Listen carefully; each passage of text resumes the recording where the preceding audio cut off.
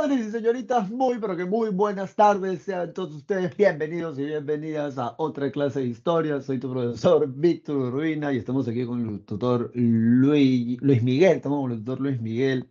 Que en esta, ¿qué día estamos ya? Estamos 9 de febrero del año 2023 en nuestra decimocuarta semana. O sea, 4 semanas más y esto se acaba. Yo espero que les vaya muy bien, por cierto, ojalá ya su primer examen, ¿verdad? Este día domingo. Y bueno, creo que tengo que tomar una fotocaptura rápidamente, porque si no después me olvido. Y, y- y creo que no lo he hecho en este salón, no se me está olvidando. ¿Cómo están, chicos y chicas? Vamos a dejar en el chat. Muy buenos días a las personas, buenas tardes a las personas que nos están saludando por el chat. A Domínguez, Mestas Carla Alexandra. Muy, pero que muy buenas tardes para ti. Y a cada uno de ustedes. ¿Qué tal? ¿Ya se sienten listos? ¿Se sienten listas para dar su primer examen aquí en la primera cosa de locos? Muy buenos días, Andrés Fernando Paniagua Pacaya. ¿Cómo está? Buenas tardes, buenas tardes. Me lo pasa bien en la mañana. Ahí les he pasado el PowerPoint, el PPT de esta clase. Así que ya por ahí ustedes lo revisan, lo ven, se lo vacilan. Y nosotros nos tenemos que ir para este lado de acá. Bueno, vamos a... Esta clase es de 2 horas, ¿verdad? Yo no sé por qué. Lo que pasa es que ayer a mí me toca dictar 3 horas. Así que esto tenemos que desarrollar todo en 1 hora y 50 minutos y hay que hacerlo de la mejor manera. Bueno, ya te pasé el PowerPoint, así que ahí tú te lo puedes descargar y puedes ver, pero en esta clase vamos a ver desde lo que sucede inmediatamente después de la firma del Tratado de Ancón hasta el gobierno de Augusto B. Leguía. Bueno, entonces, lo que ocurre es segundo militarismos, damas y caballeros, ¿sí? Segundo militarismo, eso es lo que ocurre. A este periodo también se le conoce como el de la reconstrucción nacional, eso ya lo vamos a ver más adelante. Va a venir el primer gobierno Andrés Avelino Cáceres, que realmente va a ganar las elecciones así como que de lejos. Ya te voy a explicar por qué. Te invito de manera bastante seria, y, o sea, no por seria significa así, con el ceño fruncido, ¿no? Sino de que te tomes en serio esto, pero vale la pena que estudies esto. Esto es el contrato de Grace, ya lo vamos a explicar en clase. Luego, esto se firma durante el primer gobierno de Andrés Avelino Cáceres. ¿Y cómo es que de alguna manera el contrato de Grace permite en buena medida y en buena parte la reconstrucción nacional? Porque ya sabes, el Perú está bastante maltrecho luego de la guerra. Luego viene el amigo de Andrés Avelino Cáceres, que es Remigio Morales Bermúdez, lamentablemente se muere en el 94. Y el segundo gobierno de Cáceres es bastante breve, corto e irregular. Por esa razón, le van a dar un golpe de Estado. Razón tampoco les faltaba, ¿no? La coalición nacional, ya vamos a ver todo esto en clase. Y es así como se da el segundo gobierno de Nicolás de Piérola. Recuerda que el primer gobierno de Piérola se da durante la Guerra del Pacífico, que es una cosa así de locos. Vamos a ver qué cosas se hicieron durante este segundo gobierno de Nicolás de Piérola. Este cuadro está bastante chévere también porque te va a dar por zonas qué cosa es lo que se está extrayendo como materia prima del territorio, ¿no? En el norte petróleo, en las haciendas azucareras del norte también caña de azúcar, por ahí en Ica tipo algodón, lana de alpaca, de llama, de vicuña en el altiplano, caucho en la selva y minerales obviamente en la sierra. Luego de eso vamos a hablar de la República Aristocrática. Jorge Basadre le va a poner así porque esta gente realmente se va a computar, se van a alucinar nobles, o sea, se van a comportar como si realmente fueran nobles. Aunque los historiadores en la actualidad prefieren llamarlo la república oligárquica, que es un término, digamos, más exacto, porque, o sea, lo de república aristocrática tiene que ver más con los aspectos de tipo social y de mentalidad, ¿no? De esta gente. República oligárquica es un término más exacto que puede ayudar mejor a su mejor comprensión. Vamos a ver estos presidentes que básicamente son la segunda generación del Partido Civil. El primer gobierno de José Pardo Barreda y también el de Augusto B. Leguía, sí, eso lo vamos a ver acá. Ahí tenemos los tratados donde Leguía va a tratar de alguna manera de cerrar las fronteras, ¿no? Con Leguía es uno de los presidentes con los que más territorio, técnicamente hablando, hemos perdido. Técnicamente porque realmente los territorios que vamos a ceder, no había población peruana en esos territorios. O sea, no se podía decir que perdimos territorios o nunca hemos estado. Una cosa así. Bien, luego viene el gobierno de Pan Grande, también conocido como el gobierno de Bill Eastwood. cómo va a ser derrocado por el gobierno de Óscar R. Benavides, y así llegamos al último presidente de la República Aristocrática, que vendría a ser José Pardo Ibarreda en su segunda versión, que es aquí donde se va a dar la jornada laboral de 8 horas a nivel nacional. Por cierto, ¿se me escucha bien? Me avisan ya, pues se tiene que escuchar claro. Luego de esto, vamos a ver el gobierno de Leguía, el oncenio de Leguía, cómo él va a denominar a este gobierno la patria nueva. Y bueno, ¿qué significa en términos históricos para el Perú, en términos políticos? Es en este periodo donde aparece el Partido Aprista, el Partido Comunista Peruano. Es aquí también donde se firma el laudo de París, ya vamos a ver la importancia y la relación que hay con eso. Y también, de alguna manera, se siguen firmando tratados y entregando territorios. Para el caso de Colombia, todo lo que ves en amarillo y en rojo, bueno, ya era de Colombia. El trapecio amazónico se va a entregar, y a cambio de eso ellos nos van a entregar la zona de Sucumbios, que ya no nos pertenece tampoco, pero en teoría eso es lo que van a entregar. ¿Y cómo es que se zanja el tema del Tratado de Ancón en el gobierno de Leguía con el Tratado Rada-Gamío Figueroa Larraín o Larraín? ¿Cómo es que va a llegar a su fin este gobierno, que justo coincide? O sea, lo mínimo que puedes aprender, ¿no? Pues estaba conversando con unos estudiantes en la clase presencial que tengo el día de ayer, y me decían, pucha, sí, pues no, para la gente que le toca 5 preguntas en historia, no era un montón de temas, es que son, justamente, ya te he dicho, sácale provecho a eso, porque a ti no te van a preguntar cosas muy específicas, sino más bien generalidades, cosas muy resaltantes. Entonces, la principal causa para la caída del oncenio de Leguía es el famoso crack del 29, la caída de la bolsa de valores en los Estados Unidos, ¿no? Y consecuencia de eso surge el tercer militarismo en el Perú. Es lo mínimo de lo mínimo que puedes recordar. Aquí está la línea del tiempo en relación a historia universal. Y bueno, nosotros nos vamos. ¿Qué me dicen? Nosotros nos vamos para acá. Obviamente tú tienes que estar aquí, ¿no? Tú tienes que estar aquí, y nosotros vamos a arrancar la clase de una buena vez. Pero jóvenes y señoritas, entonces, desde el segundo militarismo hasta el oncenio de Leguía. A este periodo de la historia se le conoce como el periodo de la reconstrucción nacional. Y allí tienes un texto, un trocito, un cachito del texto del discurso del Politeama, que si no lo has leído, deberías de leerlo.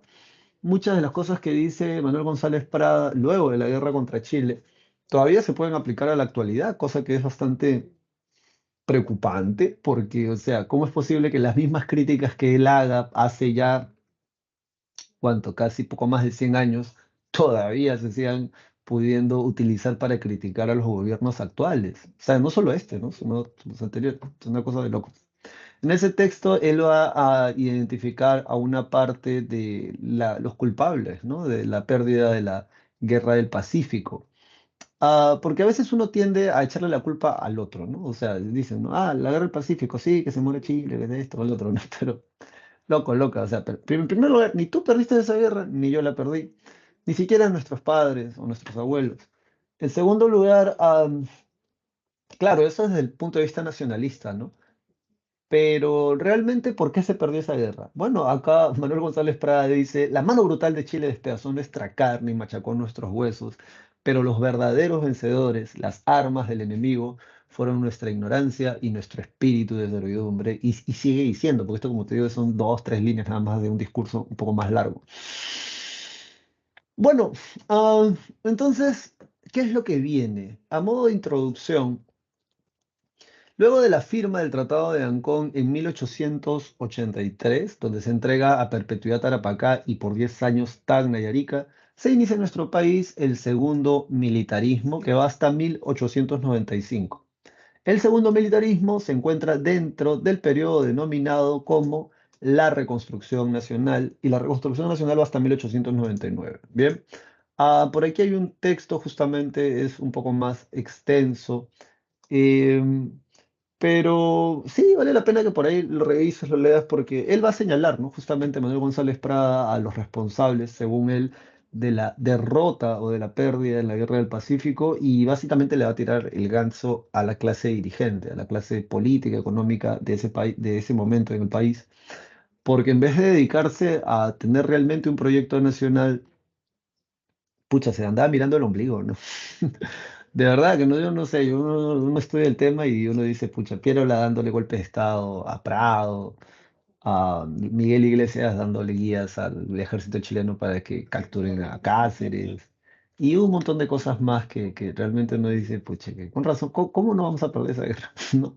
A 3 minutos o 2 minutos puedes escuchar esta especie de introducción que nos va a meter justamente a este periodo que vamos a analizar inmediatamente ahora. Tacna y Arica quedaban en posesión chilena durante 10 años. Al cabo de los Tacna y Arica quedaban en posesión chilena durante 10 años, al cabo de los cuales un plebiscito decidiría si quedaban en poder de Chile o retornaban a nuestro país.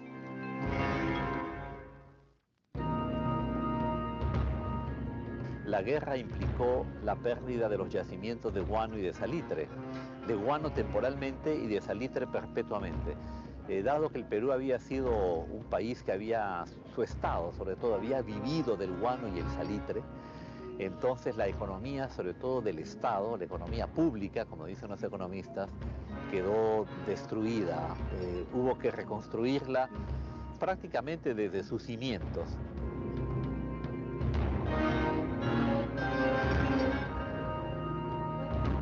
El impacto más notable de la guerra con Chile es el haber comprobado, constatado que no éramos lo que pensábamos.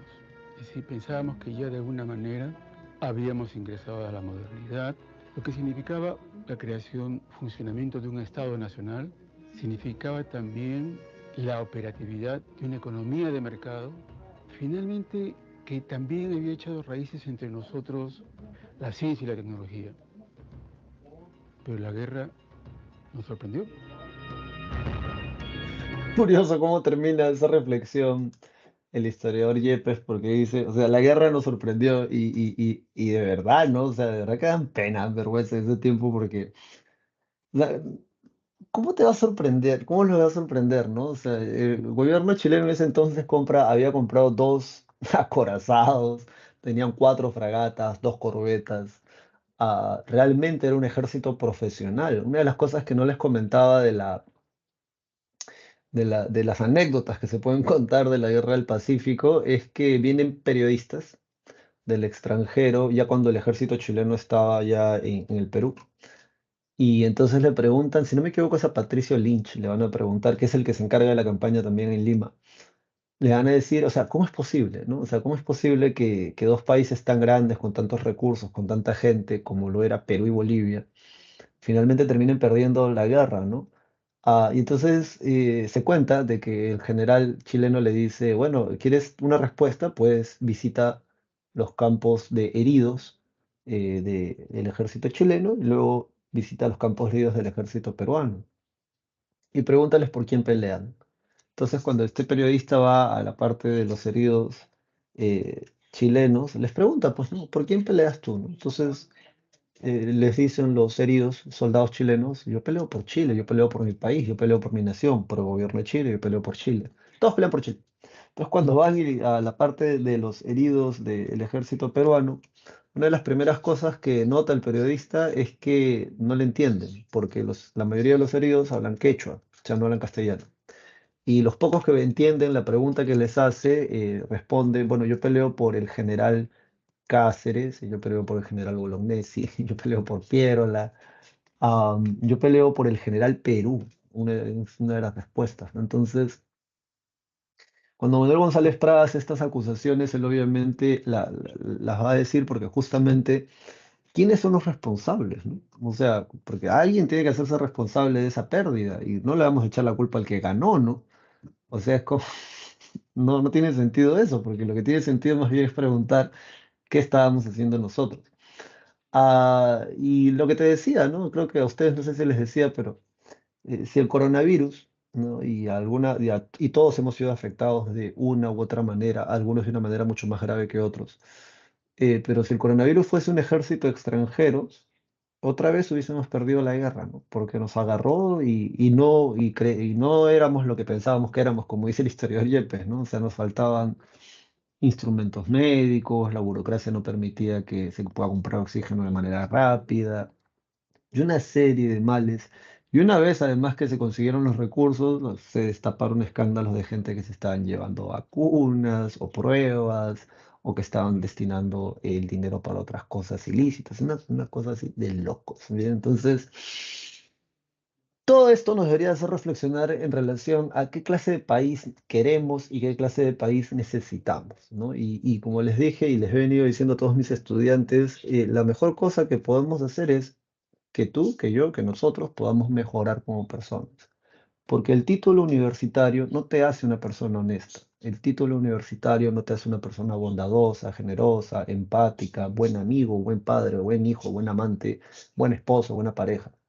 No, no es, el título profesional te faculta para ejercer alguna determinada área del saber y que lo hagas de una manera bien, o sea, bien hecha.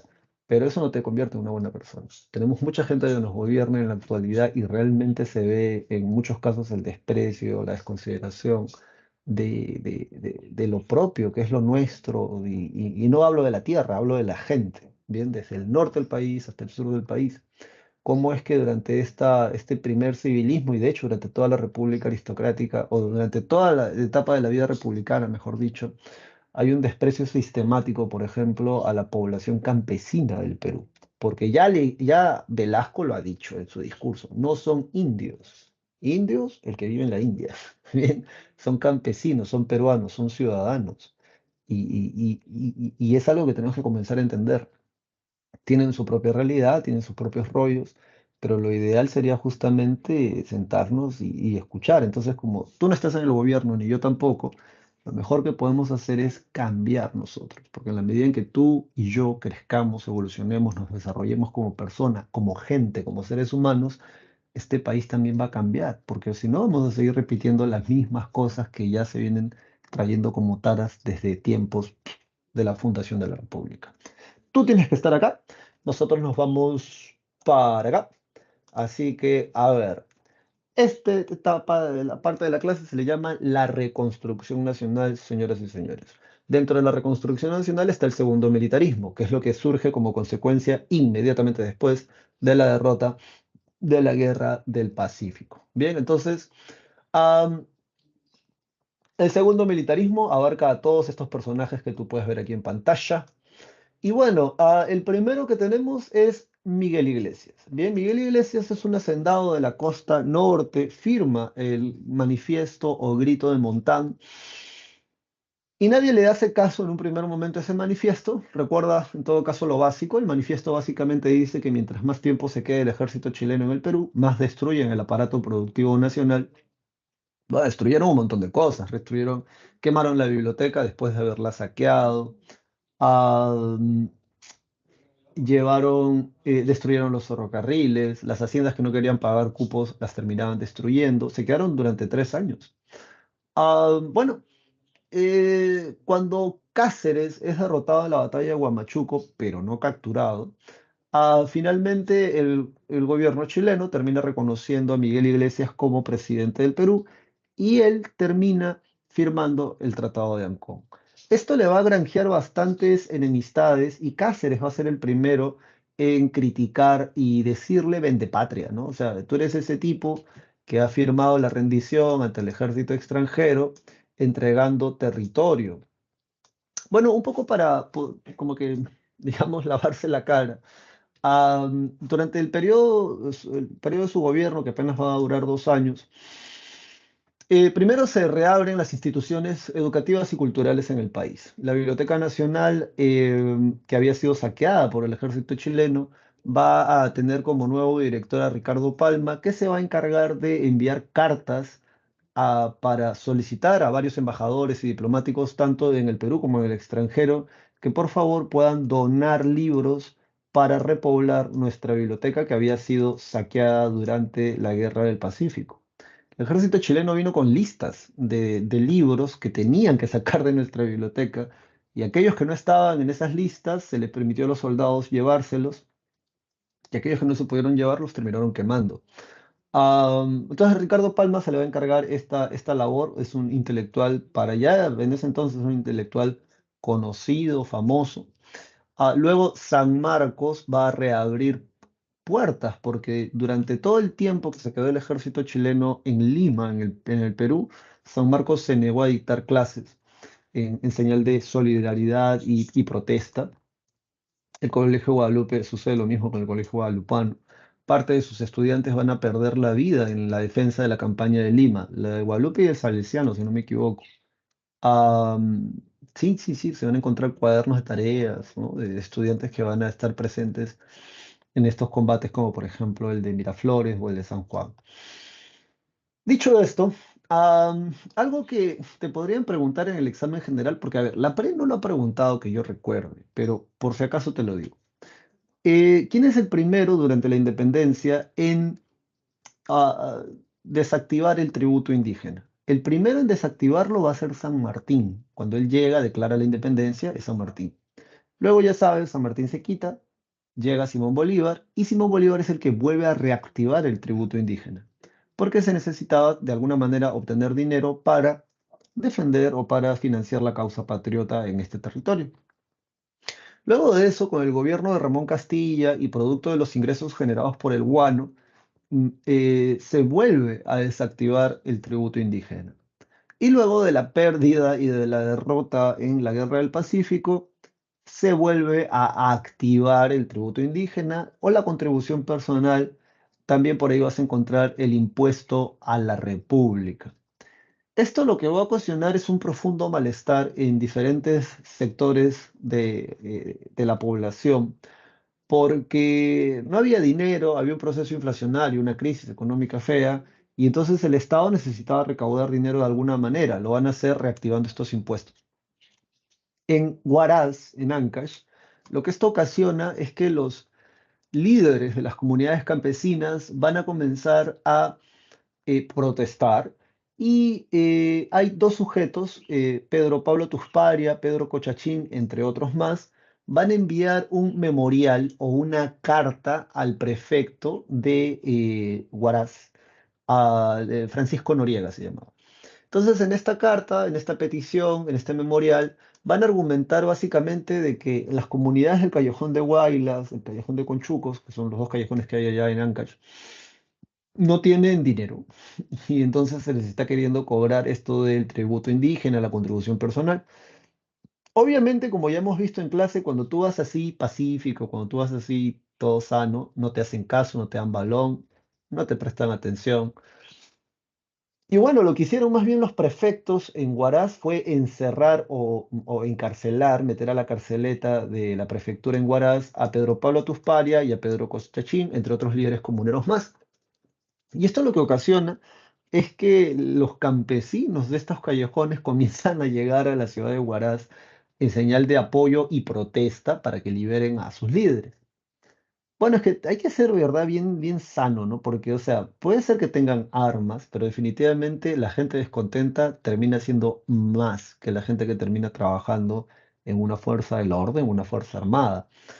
Hay un momento donde, o sea, en la prefectura habían como que 50, 60 gendarmes. Eh, ¿Cuántos campesinos ya habían protestando a las afueras de la gendarmería de la prefectura? Más de 1000. Entonces, o sea, por mucho que tengas armas, loco, loca, no la haces, ¿no? O sea, tú son 60 puntas. Las armas, ya te he dicho, no funcionan como en la actualidad, que son automáticas. Todos esos campesinos con picos, palas, trinches.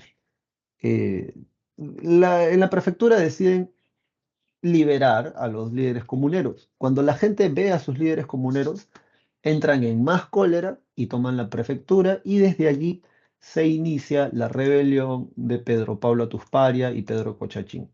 Ahora tú dirás, bueno, profesor, pero ¿y por qué la gente, si ya están liberados sus líderes, terminan entrando en cólera? Lo que sucede es que cuando los liberan, los campesinos se dan cuenta de que dentro de la carceleta los habían golpeado a estos líderes comuneros y además les habían rapado el cabello. En esos callejones, en Ancash, un símbolo de autoridad de estos líderes comuneros es que se dejaban crecer el cabello y se lo trenzaban. Entonces así va a quedar y va a quedar bastante mal, realmente. Lo que va a hacer el gobierno de Miguel Iglesias va a ser enviar un destacamento militar y a punta de plomo, pues van a terminar sofocando la rebelión, que es algo muy parecido a lo que hacen en la actualidad. Luego de esto, lo que se va a dar es que se construye el muelle y dársena del Callao. Eso, por favor, subráyalo en tu separata. ¿Sí? Subráyalo. Profesor, muelle y dársena en el Callao, el puerto desde donde se carga o se descarga la mercadería para que salga o venga acá al Perú. Bien, eso es el muelle y dársena del Callao. Dicho esto, recuerda que Andrés Avelino Cáceres va a criticar duramente el gobierno de Miguel Iglesias por lo de la firma del Tratado de Ancón, entre otras cosas más. Y entonces, ¿cómo termina este gobierno de Miguel Iglesias? Y como dice en tu separata, esto termina con la batalla de la Guaripampeada. Bastante anecdótico, ¿ah? Porque Miguel Iglesias envía municiones, comida y uniformes para sus soldados que se iban a enfrentar a las huestes de Cáceres en la Guaripampeada. Lo que hace Cáceres es interceptar el tren, viste con el uniforme de los soldados de Cáceres, de Miguel Iglesias, a sus propios soldados, esto lo va a hacer Cáceres, y los manda a pelear. Cuando los ejércitos de Iglesias ven este destacamento acercándose, piensan que vienen a ayudarlos en contra de los soldados de Cáceres, pero en realidad eran los soldados de Cáceres disfrazados. Y es así como los van a terminar derrotando. Miguel Iglesias renuncia. Se convocan elecciones y el que gana es Andrés Avelino Cáceres. Gana con una mayoría bastante abrumadora. Recuerda que a diferencia de Miguel Grau, Cáceres no va a ser asesinado por el ejército chileno, como lo fue Bolognesi o Alfonso Ugarte. Así que inicia este gobierno con bastante apoyo popular. Ya luego lo va a ir perdiendo, pero realmente lo inicia con bastante apoyo popular. Am, este primer gobierno de Andrés Avelino Cáceres, primero recuerda por favor que el partido es el Partido Constitucional. No sé si Cáceres era ahijado, protegido, discípulo, entenado, pero alguna relación tiene Cáceres con Ramón Castilla. El partido que funda Cáceres se llama el Partido Constitucional en honor a la Constitución de 1860, que es la que hace Ramón Castilla en su segundo gobierno. Hay cierta alianza con el Partido Civil, que ya sabes que ha caído en desprestigio producto de la derrota en la Guerra del Pacífico. Es en ese momento también donde, antes de finalizar su gobierno, firma el contrato Grace.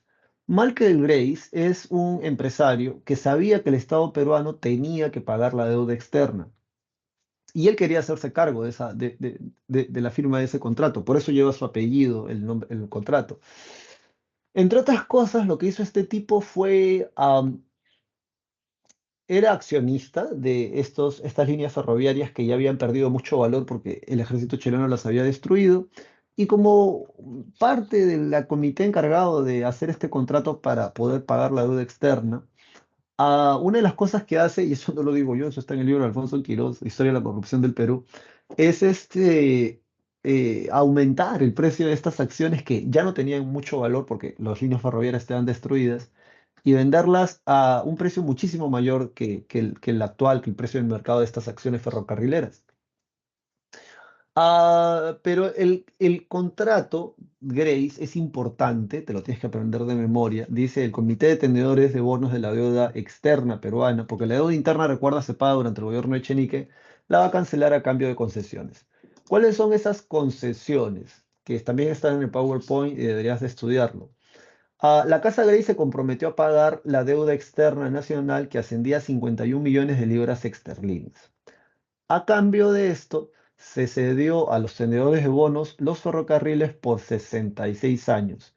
Me preguntaban el día de ayer qué significa esto. O sea, te van a dar, por ejemplo, ponte el metropolitano y todo lo que ganes es para ti. No le tienes que pagar impuestos al Estado peruano, tú haces lo que quieras con eso. Bien, si lo quieres alquilar, si quieres sacarle provecho tú mismo, haz lo que quieras, pero tú los vas a tener por 66 años. Ahora, la Casa Grey se va a encargar de terminar los ferrocarriles de La Oroya y Juliaca, más 160 kilómetros. Para administrarlos fue creado la Peruvian Corporation Limited, o sea, para administrar estos trenes. Tenemos Lima La Oroya, Arequipa Puno y Lomoquegua. Y los británicos obtuvieron del gobierno peruano el pago de 33, por 33 años el Estado peruano tenía que pagar 80.000 libras esterlinas. Te informo que solo pagamos los 3 primeros años después de ese contrato. Y ese tema lo va a zanjar Leguía más adelante, ya te contaré cómo. Luego se le va a entregar 3 millones de toneladas de guano a esta compañía británica, o sea, lo poco que quedaba de guano se les va a entregar, libre navegación por el lago Titicaca, no les vas a cobrar impuestos, traigan o vendan mercadería de Perú, Bolivia, y se les iba a dar el uso libre de los muelles de Mollendo, Pisco, Ancón, Chimbote, Pacasmayo, Salaberry y Paita. Consecuencias de esto, acá está en azul, se acentúa la dependencia del capital inglés y llegan nuevas inversiones. Valgan verdades, y eso es algo que espero que tú entiendas, el contrato Grace significó la recuperación económica y nacional en realidad. Ahora, solo que el detalle está que los beneficios del contrato Grace se los va a gozar principalmente, el que se los va a gozar va a ser Pierola, y ese viene más adelante. Bien, más bien, más bien Pierola utiliza el contrato Grace como una manera de desprestigiar a Cáceres. Pierola le va a decir a Cáceres que así como él criticaba a Miguel Iglesias por la firma del Tratado de Ancón y haber entregado territorio, Cáceres prácticamente había hecho lo mismo con la firma del contrato Grace al haber entregado nuestros recursos estratégicos a empresas extranjeras. Bueno, eso se va a decir. Luego de esto, durante el gobierno de Cáceres, sigue subrayando, se crean las juntas departamentales que van a buscar la descentralización del cobro de impuestos. Bien, eso significa descentralización fiscal. Recuerda que el país está bastante destruido, maltrecho, y en ese sentido se va a tratar de que cada región cobre o recaude sus propios impuestos para poderse autoabastecer. Otro detalle es que durante la Guerra del Pacífico el gobierno de Pierola emite los billetes fiscales. El billete fiscal no tenía ningún valor realmente. El ejército chileno cuando les pagaban los cupos no aceptaban billetes fiscales porque ellos reconocían que no tenía valor. Ellos aceptaban monedas de oro o de plata, pero billete fiscal no. Parte de estos billetes fiscales van a ser utilizados para recomprar tierras en el sur y en la Sierra Central, porque muchas de estas familias eran viudas o hermanas o hijas que se habían quedado sin la cabeza de familia. Y cuando les pagan con billete fiscal, que va a ser un desastre porque Cáceres, en ese primer gobierno que inicia con mucho apoyo popular, lo primero que hace es despedir a mucha gente que trabajaba en el Estado peruano. Hay dos razones para esto. La primera es que no hay dinero para pagarles a todos, pero una de las cosas que aduce Cáceres es que era gente que estaba ahí calentando un asiento. Parece ser que durante la época del boom del guano se crean puestos de trabajo para gente, amigos de amigos, y no estaban haciendo mucho realmente. Entonces Cáceres va a despedir a este grupo de gente. Y por otro lado, en un acto público, lo que va a hacer Cáceres es quemar estos billetes fiscales. Ahora, si tus pocos ahorros están en billetes fiscales, el presidente en un acto público los quema, lo que te están diciendo es que tus ahorros no valen nada. En reemplazo de ese billete se va a crear el sol de plata. Y ahí está. Luego de esto se crea el Banco Italiano, viene la petrolera London Pacific. Bueno, y están las corrientes intelectuales como la que forma Clorinda Mato de Turner, Ciro Alegría, Manuel González Prada, entre otros. Ah, y bueno, recuerda algo que vale la pena recordar, y es que cuando creas que estás mal, recuerda que siempre puedes estar peor. Bien, o sea, una vez piensa, no, yo no creo que pueda estar peor, pero sí, ten cuidado, puedes estar peor. Bien, en ese sentido, cuando Perú se encontraba en uno de sus peores momentos, que era después, inmediatamente después de la pérdida de la Guerra del Pacífico, a Ecuador le toca la puerta al gobierno peruano. Y entonces sí, ¿qué deseas? Queremos tumbe Jaén y Maynas. Y si no nos los entregan, a Ecuador le va a declarar la guerra a Perú. Entonces ya estábamos mal, ¿no? Ya con eso, pucha, estábamos peor. Entonces, sin mucha protesta, sin mucho rollo, se firma el Tratado García Herrera. Pero no va a ser ratificado, solamente se va a firmar. El Tratado García Herrera básicamente le entregaba lo que antiguamente era la intendencia de Maynas o la provincia de Maynas, Tumbes y Jaén a Ecuador. ¿Cuál va a ser el rollo? Que cuando llegamos al gobierno de Remigio Morales Bermúdez, durante su gobierno, ah, a ver, para que entiendas cómo va este chiste, ¿no? El mapa del Perú es más o menos en la actualidad, ¿no? Es más o menos así, ¿verdad? Bien. Am, los ecuatorianos están reclamando todo esto y todo esto, ¿sí? Entonces el Congreso de Remigio Moreno Bermúdez va a decir, pucha, le estamos entregando toda esta lonja a Ecuador. Lo que hay que hacer mejor es tirar la frontera un poco más hacia el norte. O sea, básicamente era esto, ¿ah? Según lo que yo he visto en mi propia investigación, o sea, era esto lo que iban a lanzar más al norte, bien, esta parte. Pero el resto iba a ser para Ecuador, casi más de la mitad de Loreto en la actualidad. Y bueno, esa rectificación, esa adenda, esa corrección del tratado se devuelve al Congreso ecuatoriano. Bien, y ya quédate con esa idea, pues más adelante la vamos a ver un poco más a detalle. Dicho esto, sí, ya estamos ya. Cuando se dan las elecciones de 1990, el que va a ganar las elecciones es el amigo de Andrés Avelino Cáceres. ¿Cómo se llama su amigo? Remigio Morales Bermúdez. Remigio, lo que ocurre con él es primero que ocurre este año, ¿no? Este año de 1894. ¿Por qué para algún nacionalista o militar peruano de esos años este año es clave? Porque se cumplían los 10 años del Tratado de Ancón que decía que Tacna y Arica tenían que someterse a un plebiscito. ¿Qué es un plebiscito, profesor? Consulta popular. Y en esta consulta popular preguntar si la gente de Tacna y Arica querían quedarse para el lado peruano o para el lado chileno. Bueno, lo que va a hacer el gobierno de Chile es que va a tener varias tácticas. La más obvia es invitar a la propia población chilena a ir a vivir a Tacna y Arica.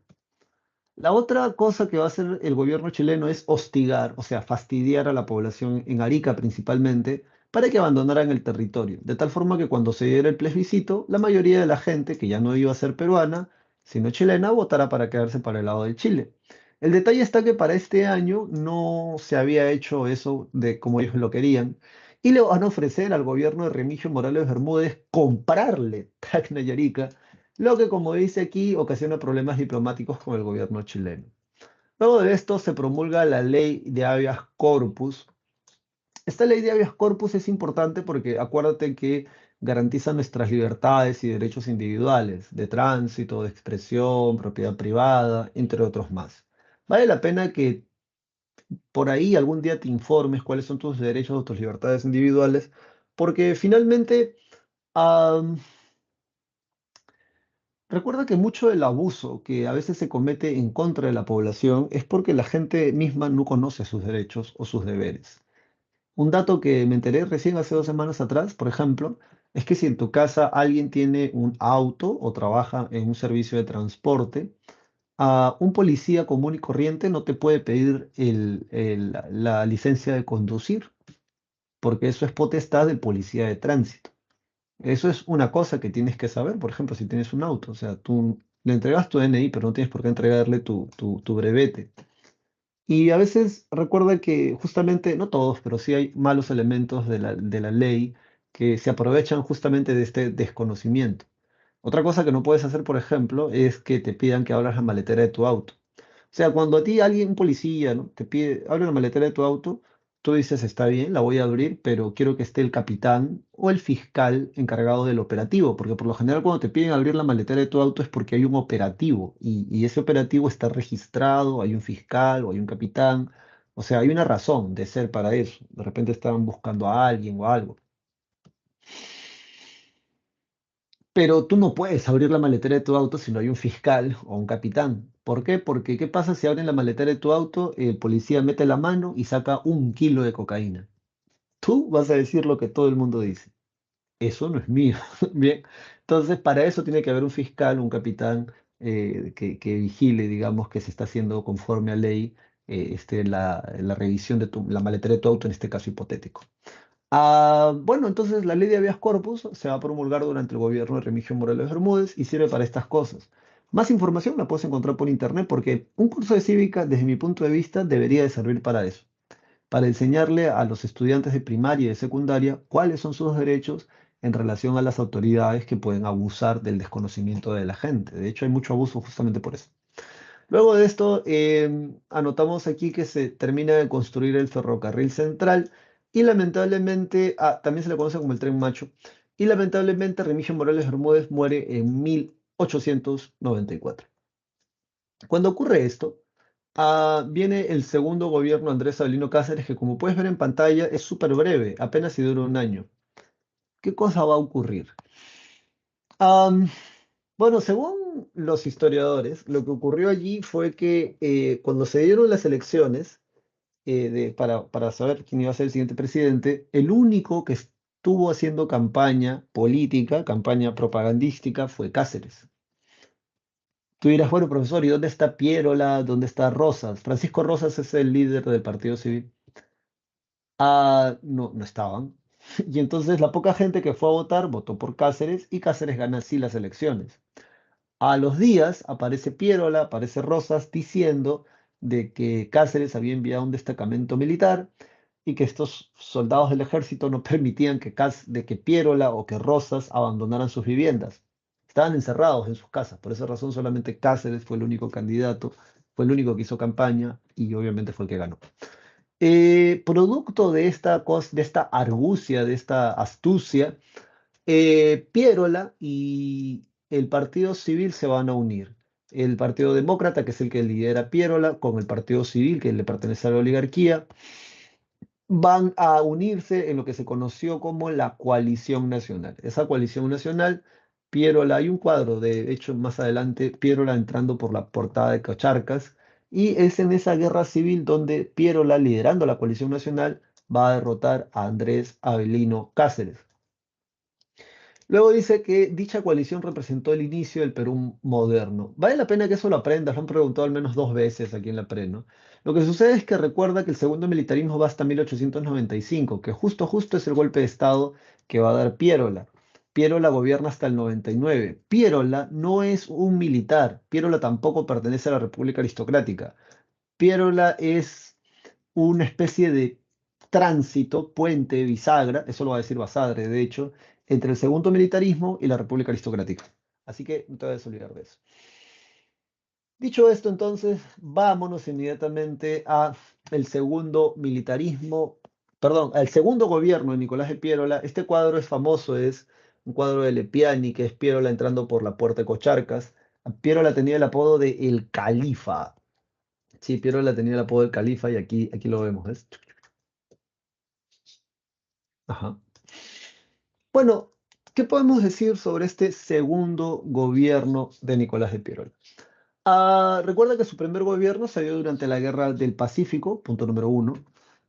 Punto número dos, Piérola realmente se ha dedicado a hacer una fuerte campaña en contra de Cáceres y la razón vino sola porque Cáceres cuando gana las elecciones gana de esta manera bastante irregular.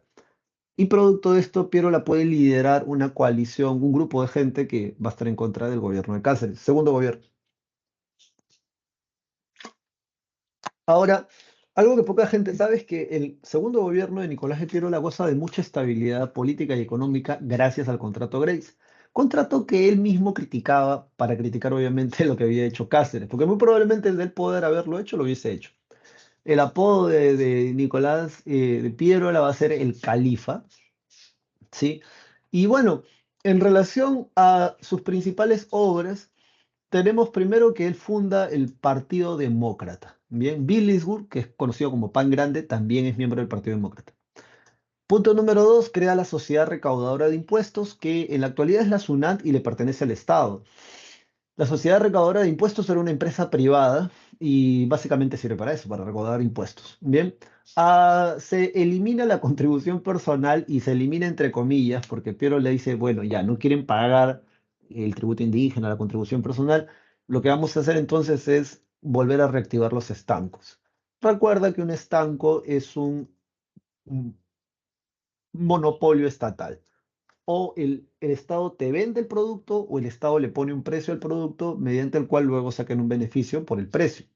Entonces, esto del estanco de la sal va a fastidiar a bastante gente, como por ejemplo en Ayacucho. En Ayacucho las personas se van a rebelar, simplemente van a mandar un grupo de destacamento militar, les van a caer a tiros y así resolvieron ese problema.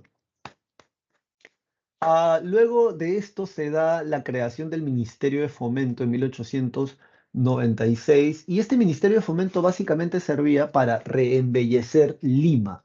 Tú dirás que sí, porque Lima había quedado bastante destruida luego de la Guerra del Pacífico. Eh, Obviamente es parques, jardines, higiene, pero todo en relación a Lima principalmente. Bien, luego de esto tenemos que durante el gobierno de Nicolás de Piérola se va a adoptar la libra peruana de oro. Esta libra peruana de oro literalmente es una moneda de oro. No te lo voy a preguntar, no creo, pero tal vez en general, ¿con qué tipo cambiamos de patrón metal precioso, patrón oro, patrón plata se le va a llamar porque son metales preciosos los que se van a utilizar para comprar y vender cosas? Y pasamos al patrón papel moneda. Te lo adelanto, primer gobierno de Óscar R. Benavides. Bien, pero ya lo vamos a ver. Una libra peruana de oro, como era una moneda de oro, llegó a valer lo mismo que una libra esterlina. Bien, que también es un dato curioso cuando menos. Es durante este segundo gobierno de Nicolás de Piérola donde se da el boom del caucho, o sea, no había ya, no había guano, ya no había salitre, pero se descubre el caucho, el jeve, que es bastante útil en Europa, por ejemplo, principalmente en esos años. Entonces, esto del boom del caucho, por ejemplo, permite que haya exploradores, y el más famoso y que está en tu separata, Carlos Fermín Fitzcarral, también conocido como el rey del caucho. Em, este tipo, Carlos Fermín Fitzcarral, funda Puerto Maldonado, no sé, para la gente que manje el lugar, Puerto Maldonado en la selva, y también confirma la presencia del Perú en el departamento de Madre de Dios. Eso también lo puedes anotar por ahí. Bien. Mientras tanto, ya que estamos hablando de la selva, en Iquitos, el coronel Ricardo Seminario, en Iquitos, el coronel Ricardo Seminario independiza Loreto y crea el Estado Federal de Loreto, una cosa súper loca. Leguía manda el ejército, lo someten y así vuelven a reintegrar ese territorio. Luego de esto, es aquí donde se dan las correrías en la selva porque van a comenzar a perseguir a los nativos indígenas para obligarlos a sacar caucho, que crece de manera natural. En estas correrías se atrapaba a todo un pueblo, a las mujeres y a los niños se los encerraba en campos de concentración y a los hombres se los mandaba a recoger el caucho si es que querían que sus familiares sean liberados. Esas son las correrías, por eso se les llama así. Va a ser una parte fea en la historia del Perú. Y bueno, hay un aumento de las exportaciones de azúcar producto de la guerra que España tiene con Estados Unidos por la independencia, por ejemplo, de lugares como Cuba o México, el norte sobre todo. Dicho esto, ¿qué más tenemos? Ya está. Vámonos ahora a la parte de política. O no, no, la parte del boom del caucho, porque estamos hablando de eso. En relación al boom del caucho, es explotado en los departamentos de la selva como Loreto y Madre de Dios, y destacan los empresarios Carlos César Arana y Carlos Fermín Fitzcarral. Fitzcarral es el que funda Puerto Maldonado, como les había dicho, y descubre el istmo que lleva su apellido, Fitzcarral. Confirma la presencia del Perú en Madre de Dios y Iquitos tuvo un auge económico, pasando de ser un pueblo de 200 habitantes a más de 2000 en muy poco tiempo. Este señor que está aquí, que se llama Eugenio Robucón, va a ser el ingeniero que justifica la mano de obra nativa para que puedan extraer el caucho, y aquí como si fueran esclavos los ves encadenados a esta gente, que va a ser algo bastante triste. Am, Luego de esto, en obras políticas, tenemos la reforma electoral de 1895. Eso que está en tu separata, la reforma electoral de 1895, escribe al costado, favorece con esto al partido civil. Bien, o con esto favorece o es una alianza tácita con el partido civil. ¿Por qué? Porque recuerda, por favor, que uno dice Perú, ¿no? O sea, yo, por ejemplo, ¿no? Te digo, sí, el Estado peruano y todo, ¿no? Pero en esos años, ¿qué cosa es el Perú? Bueno, el Perú básicamente son principalmente las ciudades de la costa y algunas ciudades en la sierra. La selva prácticamente no existe. O sea, no existe en este contexto, porque no había presencia del Estado peruano en esos lugares. Bueno, la mayoría de la población en el Perú en esos años era alfabetizada, o sea, sabían escribir, sabían leer. La respuesta es no. Más del 60% de la población en el Perú no sabe leer o escribir. De hecho, es quechua hablante en realidad. Así que cuando Leguía hace esta modificación de la ley electoral, eh, les está haciendo un gran favor a la gente del Partido Civil porque ellos ahora van a gobernar el país gracias a que la poca gente letrada es la única que puede votar y la mayoría, valgan verdades, van a votar por la gente del Partido Civil. Entonces ahí ya se acabó esta explicación. Luego de esto,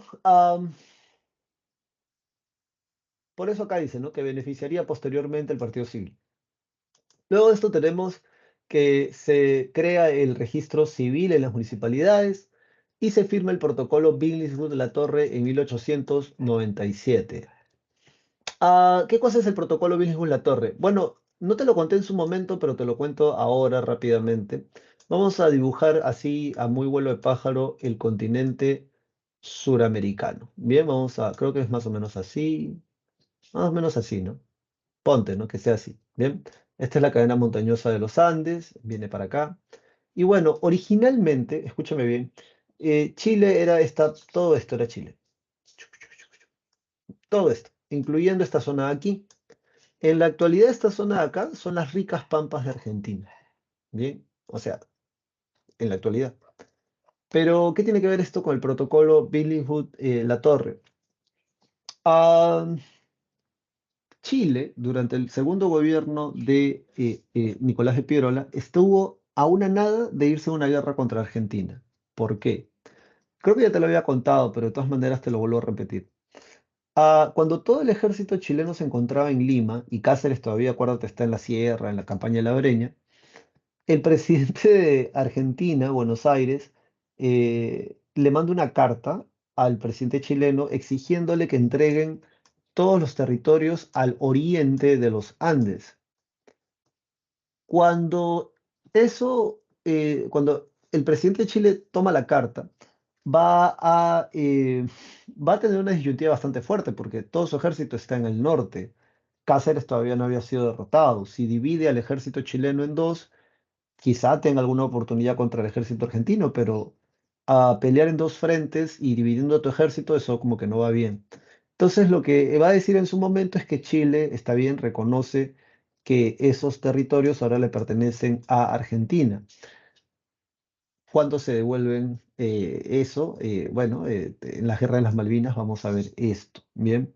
Pero valga decir, se termina diciendo que los territorios que perdió Chile en ese contexto fueron tres veces más grandes de lo que no ganó durante la Guerra del Pacífico. A eso algunos lo llaman karma histórico. Karma histórico. Pero bueno, ¿por qué te cuento todo este rollo? Porque Pierola estaba enterado de que Argentina, durante su segundo gobierno, Chile, estaba bastante cerca de iniciarle una guerra a Argentina por estas tierras que habían entregado durante la Guerra del Pacífico.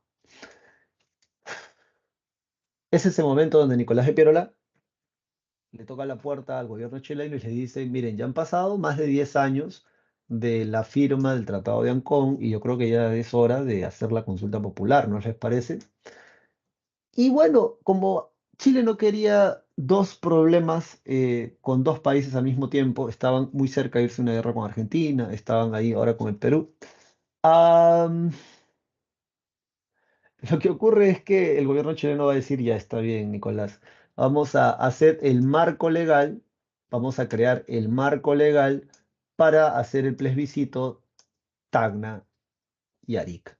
¿Cómo se llamó ese marco legal, ese conjunto de leyes para hacer esa consulta popular? El protocolo Billinghurst-La Torre. Bien, así que tú, por favor, eso recuérdalo. Luego, ¿te acuerdas del Tratado García Herrera, que había sido firmado con Ecuador para que le entreguemos Tumbes, Jaén y Maynas? El Congreso de Ecuador, si hubiesen aceptado, se hubiesen quedado con una buena tajada de territorio, pero se niegan y dicen, no vamos a ceder ni un centímetro más. Cuando el tratado regresa al Perú, y ya no era el gobierno de Cáceres, era el gobierno de Piérola, y Piérola había comprado armas, así que les va a decir a los ecuatorianos algo así como que si quieren estos territorios, vengan y traten de quitarnos, ¿no? Entonces, así que ese tratado no va a surtir efecto, va a quedar ahí en nada. Piérola también tiene muy en claro de que se pierde la guerra justamente porque no teníamos un ejército profesional, y en ese sentido,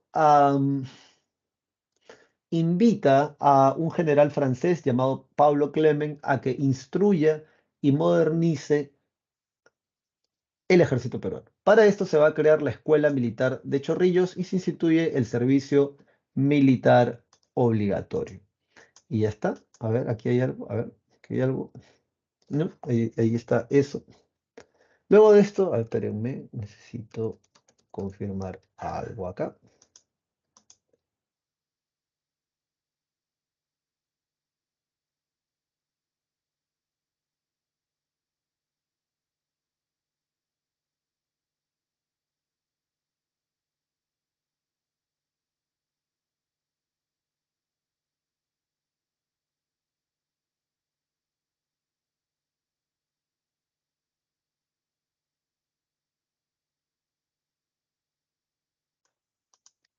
Bien, a ver, entonces estamos acá.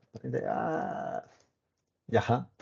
Am, bueno, ¿qué otra cosa se puede decir de este gobierno de Nicolás de Piérola? Se compran armas y estas armas van a ser una forma de disuadir la firma del Tratado García Herrera. Y bien ahí, porque si no se hubiesen perdido esos territorios. La otra cosa que podemos mencionar es que durante el segundo gobierno de Nicolás de Piérola, se van a dar armas para que los cubanos peleen contra los españoles en la independencia cubana. Luego de esto, Quito se incendia y durante el gobierno de Piérola se envían víveres o cierta ayuda a el gobierno ecuatoriano con el crucero Lima. Y Basadre va a decir que la revolución que encabeza Piérola con la coalición nacional, no te vayas a olvidar de eso, representa la introducción del Perú a la modernidad. Bien, eso es lo que va a decir. De hecho, también es un gobierno puente o gobierno bisagra. Y ya está. ¿Qué otra cosa se puede mencionar acá? ¿No? Ya está, ya tenemos todo. Bueno, dicho esto, vámonos ahora.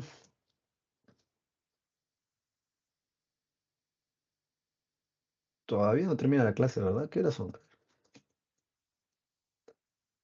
Ajá, la clase termina. ¿A qué hora termina la clase? A las 6:25, ¿cierto? Bien, a ver, entonces. Espérenme, estoy compartiendo pantalla, ¿verdad? O no sé, sí, estoy compartiendo pantalla. Bueno, ahora lo que viene es la República Aristocrática. Cuando Leguía modifica la ley electoral, le da el voto solo a la gente que sabe leer y escribir, que básicamente son la mayoría de las personas que viven en la costa. Y decir mayoría de personas que viven en la costa es hablar de muy poca gente, porque la mayoría de las personas en el Perú de esos años eran población campesina y quechua hablante. Entonces estaban completamente excluidos.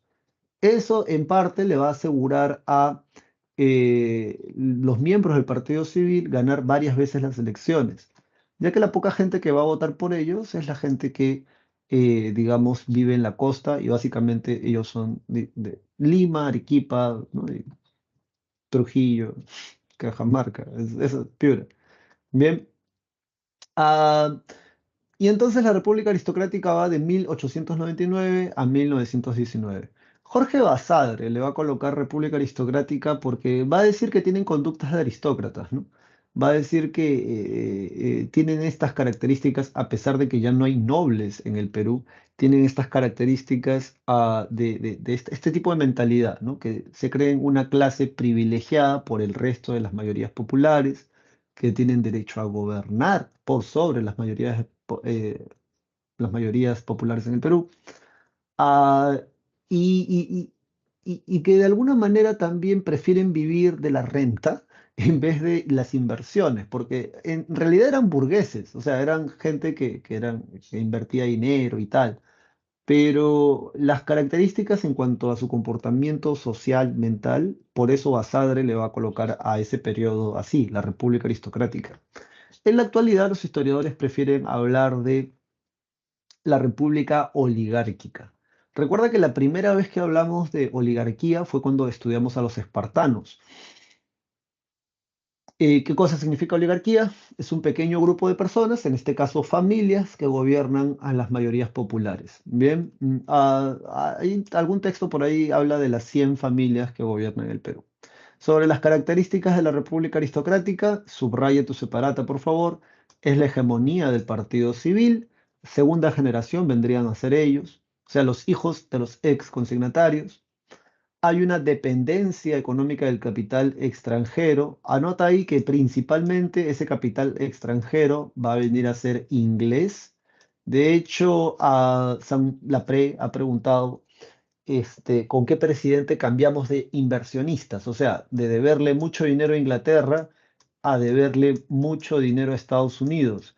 Bueno, eso fue durante el oncenio de Leguía, ¿no? Que va es mucho tiempo después a este que está aquí en pantalla. Y aunque la PRE no lo ha preguntado nunca, o sea, nunca lo han preguntado, en el examen general sí lo han preguntado, yo igual te lo enseño. Es aquí donde llegan las famosas empresas en clave. ¿Qué es una empresa enclave? Bueno, la primera vez que tú y yo escuchamos la palabra enclave fue cuando nos referimos a las colonias que coloca la cultura de Tiahuanaco en diferentes pisos altitudinales. ¿Sí te acuerdas? Esta es la costa, luego de aquí viene la Chala, Suni, luego vienen estos otros que la Quechua, y luego viene la cordillera andina, ¿verdad? Viene así, ¿no? Las tres grandes cadenas montañosas. Los tiahuanacos son del altiplano andino, entonces lo que hacen ellos para conseguir los recursos de diferentes pisos altitudinales es poner enclaves en cada uno de esos pisos altitudinales. ¿Por qué se caracterizan estos enclaves, además de recoger estos productos? Porque pertenecen a la cultura tiahuanaco, son colonias. ¿Por qué se les llama entonces a estas empresas enclave? Bueno, lo primero que hay que notar es que el Estado peruano durante esos años le da un territorio. La empresa en clave más famosa de estos años, espérenme, la International Petroleum Company. Por eso Velasco cuando llega al poder, la primera cosa que hace es expulsarlos a ellos. ¿Qué es una empresa en clave en términos muy sencillos? Es como una especie de embajada empresarial porque las leyes peruanas no funcionan dentro del territorio de la empresa. Si eres un peruano y cometes algún delito, eres juzgado con las leyes del país de origen de esa empresa. Eso es como punto número uno. Punto número dos, están completamente desvinculadas de la realidad nacional. El Perú se puede estar cayendo a pedazos, pero ellos siguen funcionando. De hecho, tienen cierta autonomía en parte porque así el Estado peruano se los permite. Y por otro lado, tanto la comida como el agua que consumen dentro de las empresas vienen de sus países de origen. Y la cereza de este pastel es que pagan menos impuestos, si es que pagan, porque en muchos casos no pagan impuestos por extraer esta materia, la materia prima del territorio peruano. Y por eso se les conoce como empresas enclave, porque tienen autonomía interna dentro de los territorios que el Estado peruano les ha cedido para que funcionen como empresas. Dicho esto, en la cuestión económica, primero tenemos las correrías en la selva, que ya te lo expliqué, y lo del sistema de enganche te lo explico, aunque la PRE, como te digo, nunca lo ha preguntado. En la costa peruana, bien, vamos a graficar así, muy grosso modo, obviamente, la costa peruana. En la costa peruana están las principales haciendas o las más modernas que cultivan caña de azúcar. Es un trabajo bastante pesado. Ah, pero en un inicio la República Aristocrática tiene un problema porque eh, no tienen mano de obra. Entonces, como no tienen mano de obra, ellos van a tratar de alguna manera conseguir esta mano de obra. ¿Cómo la van a conseguir? Primero van y le ofrecen trabajo a la población campesina al interior del país, en provincia. Valgan verdades, muchas de estas personas no querían venir a la costa a trabajar, no porque el trabajo fuera duro, sino porque durante mucho tiempo esta misma gente los despreciaba, ¿no? O sea, racismo en ese tiempo se decía, los discriminaba en su sentido más amplio. De hecho, seguían hablando mal de ellos, ¿no? Decían que, esta gente no viene aquí a trabajar porque son ociosos, son flojos, no quieren ganarse el dinero, quieren andar chupando nomás. O sea, cosas así se leen, como explicación. Pero lo cierto es que esta gente prefería vivir pobres, pero preferían vivir pues en sus pueblos, ¿no? Entonces, no es rollo.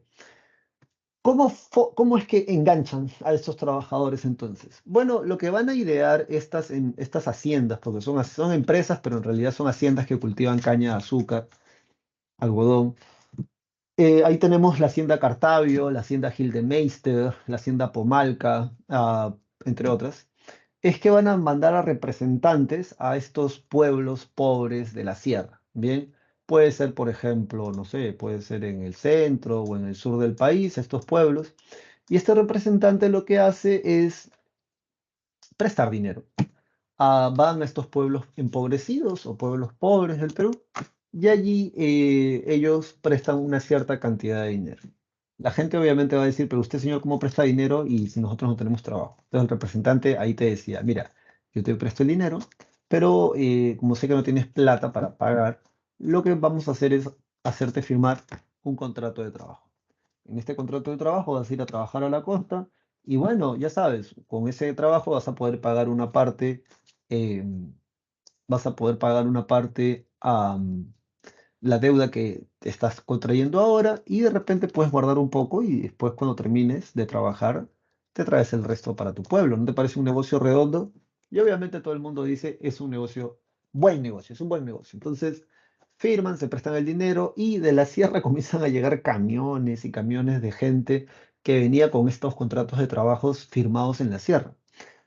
Cuando llegas a la hacienda, y escucha para que entiendas el proceso de enganche, cuando llegas a la sierra, te sacan, creo que alguien ha hablado, no, no sé qué fue, pero fue, no, no, no sé, ¿qué es esto? Ajá, sí estamos en línea, ¿verdad? No me asusten, por favor. Más bien quiero saber cómo quito esto. Quítate, quítate, no se quita. ¿Qué es esto? No sé cómo se quita, pero ya bueno, a ver, engánchate, desengánchate. Ya, ya, no puedo hacerlo. Bueno, entonces, ahí está, ya se quitó. Estábamos acá, ¿no? Bueno, entonces, el primer mes te sacan la chicha trabajando. Es un trabajo pesado. En Estados Unidos, y originalmente, el trabajo de cultivar caña de azúcar y algodón lo hacían los esclavos. Es un trabajo pesado. Acuérdate que en ese tiempo no hay derechos laborales, ¿no? Entonces, pues, trabajas de sol a sol, varias horas, en condiciones bastante desfavorables. Y bueno, cuando llega fin de mes, obviamente lo que todo el mundo espera, fin de mes van a pagar. Y el que te atiende, obvio, ojo, no es el dueño de la hacienda, es el capataz, el que dirige, obviamente, a los trabajadores. Y este capataz saca un libro de cuentas. Todavía se conservan algunos de los libros de cuentas. Es un libro donde se registran los pagos, los gastos que se le hacen a los campesinos, entonces, a los trabajadores de estas haciendas. Entonces, abre el libro de cuentas el capataz y bueno, el capataz te empieza a decir, no, a ver tú, Pepito, tú vienes con una deuda, ¿verdad? De la sierra, ¿sí o no? Sí, claro que sí. Ya, entonces eso se te va a descontar. Entonces se te descuenta. Mira, la comida que consumes no es gratis. Eso también se te va a descontar. ¿Bien? Ya, se te descuenta. El agua que tomas, eso tampoco es gratis. Eso también se te va a descontar. El lugar donde estás durmiendo tampoco es gratis. Eso también se te descuenta. Las herramientas que estás utilizando, las has tratado mal, se te han desgastado muy rápido. Eso también se te descuenta. O sea, prácticamente te cobran hasta el aire. Y cuando terminan de sacar la cuenta, el capataz te dice a ti, Pepito, bueno, Pepito, estás debiendo dinero. Entonces tú, o sea, tú puedes ser campesino, tú puedes ser muy indígena y todo, pero eso no significa que seas tonto, de verdad. Todos somos Homo sapiens. O sea, tú escuchas que estás debiendo más plata y no te cuadra por ningún lado. ¿Cómo que estoy debiendo plata, señor? Y entonces, claro que estás debiendo, mira, acá está la cuenta, no te dicen, "No, acá está, no, no sabes sumar, no sabes restar. Y entonces, obviamente, tú agarras y dices, no, pues, este me está agarrando de salsa. El siguiente mes, ¿qué haces? Duermes afuera, ya no duermes con la gente de la hacienda, comes menos, tomas menos agua, tratas mejor las herramientas, qué sé yo, haces lo posible para ahorrar, ¿verdad? Llega el segundo mes y el capataz te dice, mira, he visto que estás comiendo menos, está bien, has tomado menos agua, no has gastado las herramientas, ahora duermes en la calle con los perros, ya está bien. Bueno, este es tu pago, ¿no? Entonces te da, ¿no? Te da tu pago y cuando tú miras lo que te ha dado, te están dando fichas. Tú dirás, ¿qué? Sí, te dan fichas. Algunas de estas fichas todavía las puedes ver en la Casa de la Moneda, que está al costado del Palacio de Gobierno. Obviamente tú preguntas, señor, ¿yo qué hago con estas fichas? Y entonces el capataz te dice, ¿tú ves ese kiosco que está acá, al costado, aquí nomás, acá? Ya, con esas fichas puedes comprar ahí tu azúcar, tu huevo, tus cosas para que puedas vivir. Ahora vete porque tengo que tratar a otros 100 más. Entonces, ah, yo no sé si te entiendes lo grave de esto, ¿no? Pero cuando no te pagan en moneda nacional, primero no puedes ahorrar o no te puedes ir de la hacienda. En segundo lugar, esas fichas solo sirven dentro de la hacienda porque no son moneda nacional. Y en tercer lugar, así es como te enganchan. Contratos de trabajos que eran por 6 meses, un año, terminan extendiéndose porque te crean una deuda, te empiezan a crear una deuda loca, y que empieza a crecer y a crecer. Y esas deudas a veces las terminas de pagar en 6, 8 años o más. Muchos terminan escapándose de esas haciendas, pero realmente ese fue el sistema del enganche. ¿La pre lo he preguntado? No, pero ya te lo expliqué, ya te lo gozaste, ya te lo vacilaste. Así que sigamos adelante. Luego de esto tenemos, subraya por favor en tu separata, esto de la oligarquía. Hay un predominio y un gobierno, en la costa principalmente, gobierna la oligarquía. Bien, entonces tú ahí escribe, arriba donde dice oligarquía en tu separata, escribe la palabra costa. Y el gamonalismo, ellos gobiernan desde la sierra. Hay una diferencia entre uno y otro, ¿bien? El que tiene más extensión territorial es este. Desde después de la Guerra del Pacífico en adelante, muchos de estos gamonales comienzan a concentrar tierras y poder. Parte de esa concentración de tierras se produce a raíz del vacío legal que existe en torno, escucha bien esto, a las comunidades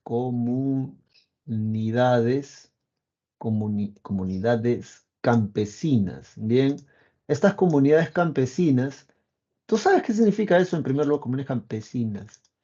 Bueno, si no sabes porque toda tu vida has vivido en la costa, te lo explico bien, porque de repente la gente que venga de provincia sí lo sabe. Escúchame bien.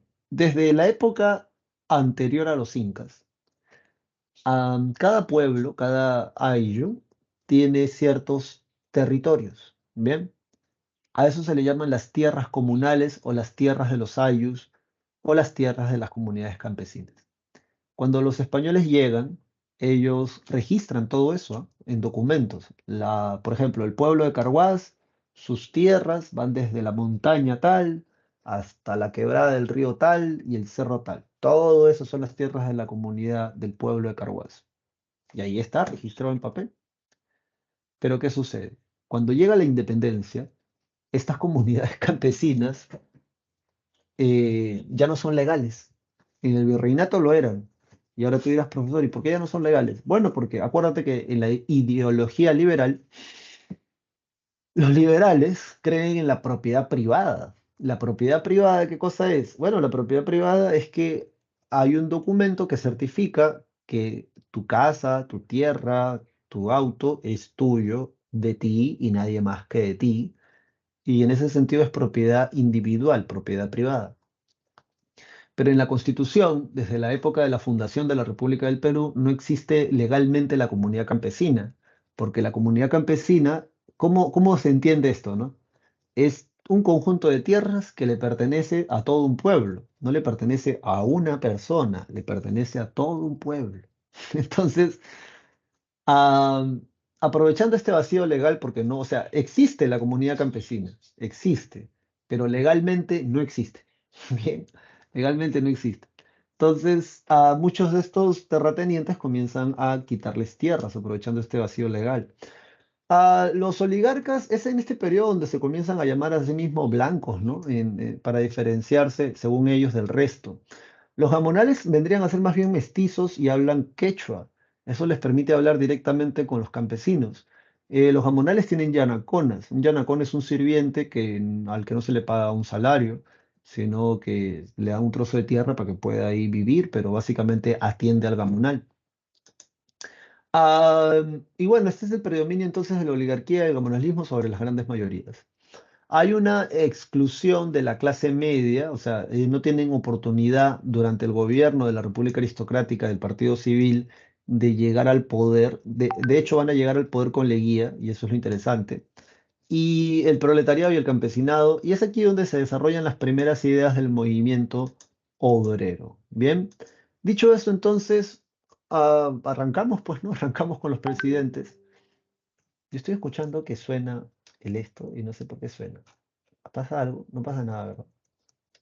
No sé, está sonando, pero no sé por qué suena. Bueno, el primer presidente de este periodo, Eduardo López de Romaña. Bien, algunas cosas que vale la pena por ahí mencionar sobre este gobierno. Primero, él firma el tratado Osma-Villazón con Bolivia para más o menos cerrar la frontera con ese país. Porque una cosa que de repente no estás entendiendo, y vale la pena que lo comiences a comprender, es que no es sino hasta prácticamente el segundo gobierno de Augusto B. Leguía, el onceño, donde el Perú más o menos termina de cerrar todas sus fronteras.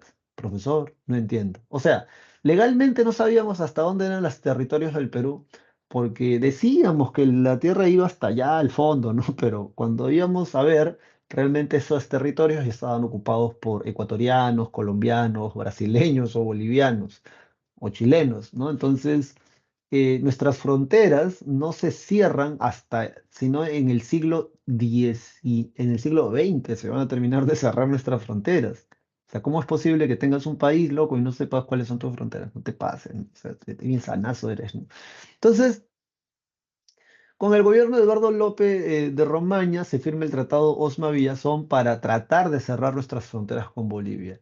Digo tratar porque cuando llega Leguía en su primer gobierno, aquí sí es primer gobierno, con este tratado se rectifica y se crea otro tratado. Pero por el momento, acuérdate de eso, en esta clase vas a aprender varios tratados, te los tienes que memorizar. A nivel nacional se impone la libra peruana de oro, que literalmente es una moneda de oro, ya te he dicho. Alumbrado eléctrico a Lima, a una parte al menos. Da el código de minerías favorable a estas empresas en clave. De este sector, la Cerro de Pasco Min Company. Y el código de aguas favorable a las haciendas o a los gamonales. También se da la promoción y la exploración de la selva. Y ya está, sí, ya está. Sí, sí, ya está. Bueno, luego de esto viene el gobierno de Manuel Candamo. El gobierno de Manuel Candamo es bastante breve porque lamentablemente se va a morir en 1904.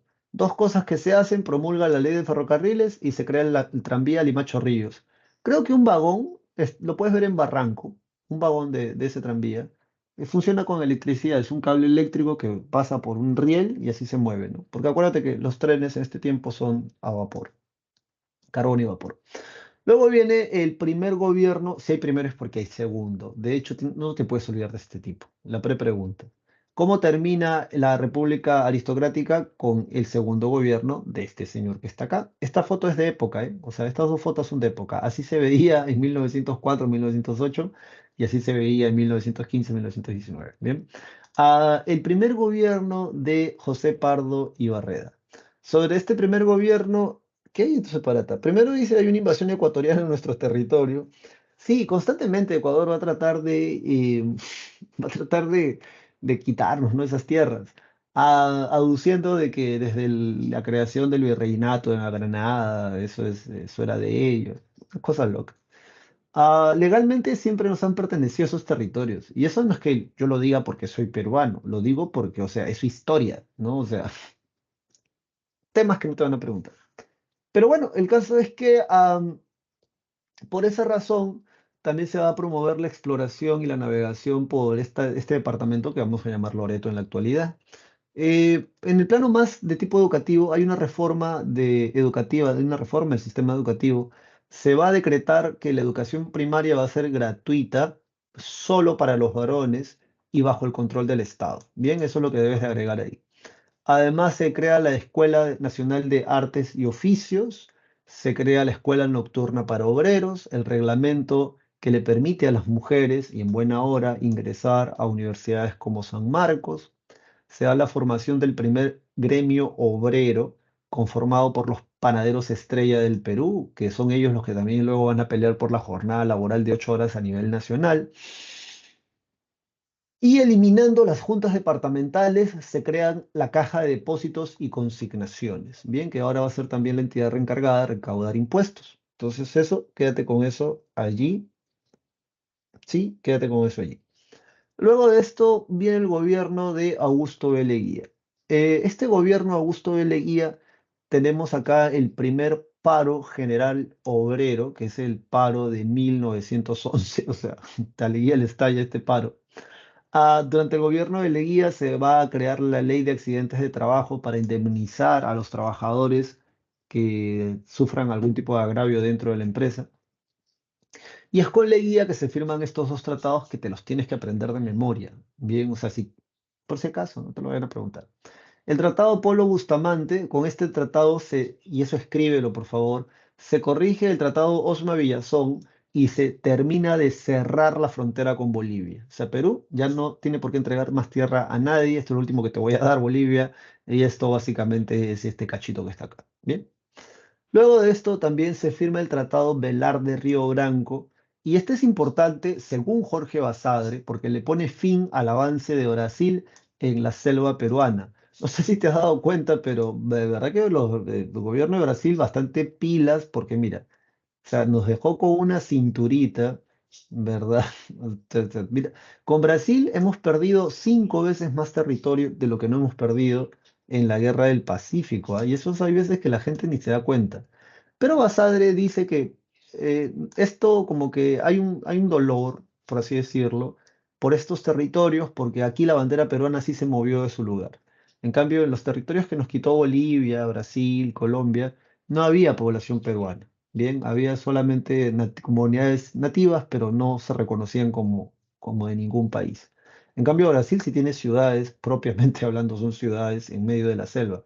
Eso es algo que, por ejemplo, en el caso del Perú no tenemos. O sea, tenemos ciudades, pero no las vas a comparar con las ciudades brasileñas, pues, no. O sea, no, no, no. Bueno, ya más adelante hablaremos de eso. Luego de esto, se crea la Asociación Proindígena. Leguía se da cuenta de que Leguía se da cuenta de que ese sector de la población primero es mayoritario y que si logra ganárselo, tiene mucho apoyo popular detrás, ¿no? Entonces, políticamente hablando, le va bien en ese sentido, porque va a dar en la diana, ¿no? Va a dar en el blanco cuando va a comenzar a apoyar a la población indígena. En ese tiempo lo llamaban indígenas. Y ya, luego de esto, ¿no? Luego de esto, vámonos, ya nos quedan 25 minutos de clase prácticamente. Vámonos al gobierno de Billingsburg. Guillermo Billingsburg pertenece al Partido Demócrata, número uno. Número dos, es una cosa bastante interesante porque sin hacer campaña, o sea, sin haberse inscrito como candidato, gana las elecciones. Como puedes ver aquí en esta foto, hay gente que sale a marchar, hay gente que sale a hacer propaganda para que la gente vote por Billingsburg. Y en esta fotografía en especial hablan de uno de los candidatos del Partido Civil. El candidato del Partido Civil se llamaba Pedro Aspillaga o Aspillaga. Bien, cualquiera de los nombres es válido. Y en los eslogans decían, si votas por Aspillaga, el pan va a costar 20 centavos. Si votas por Billinghurst, el pan va a costar 5 centavos.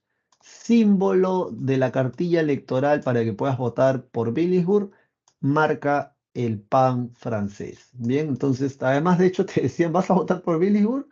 Sí, y agarraban y te lanzaban un pan. Toma. No, entonces, Billinghurst gana las elecciones. Ahora, ¿cuál es el rollo con Billinghurst? Bueno, la oligarquía, que ya sabes están agrupados dentro del Partido Civil, van a acusar, van a señalar, van a decir que el gobierno de Billinghurst es un gobierno populista. ¿Qué significa esto de gobierno populista? O sea, que el tipo parece que tiene mucha llegada al pueblo y de hecho quiere darle más derechos a la gente, y eso no lo ven con buenos ojos el Partido Civil. Ah, Obviamente es más complejo, ¿no? Pero va por ahí, bien, va por ahí. Entonces, ¿por qué justamente lo ven con malos ojos? Porque ellos durante años han sido los que han gobernado, aduciendo de que son las personas más capaces para gobernar el país, ¿no? Una de las cosas que se hace durante el gobierno de Billingswood es, primero se reglamentan las huelgas, o sea, va a haber un reglamento para hacer huelgas, es legal hacer huelgas.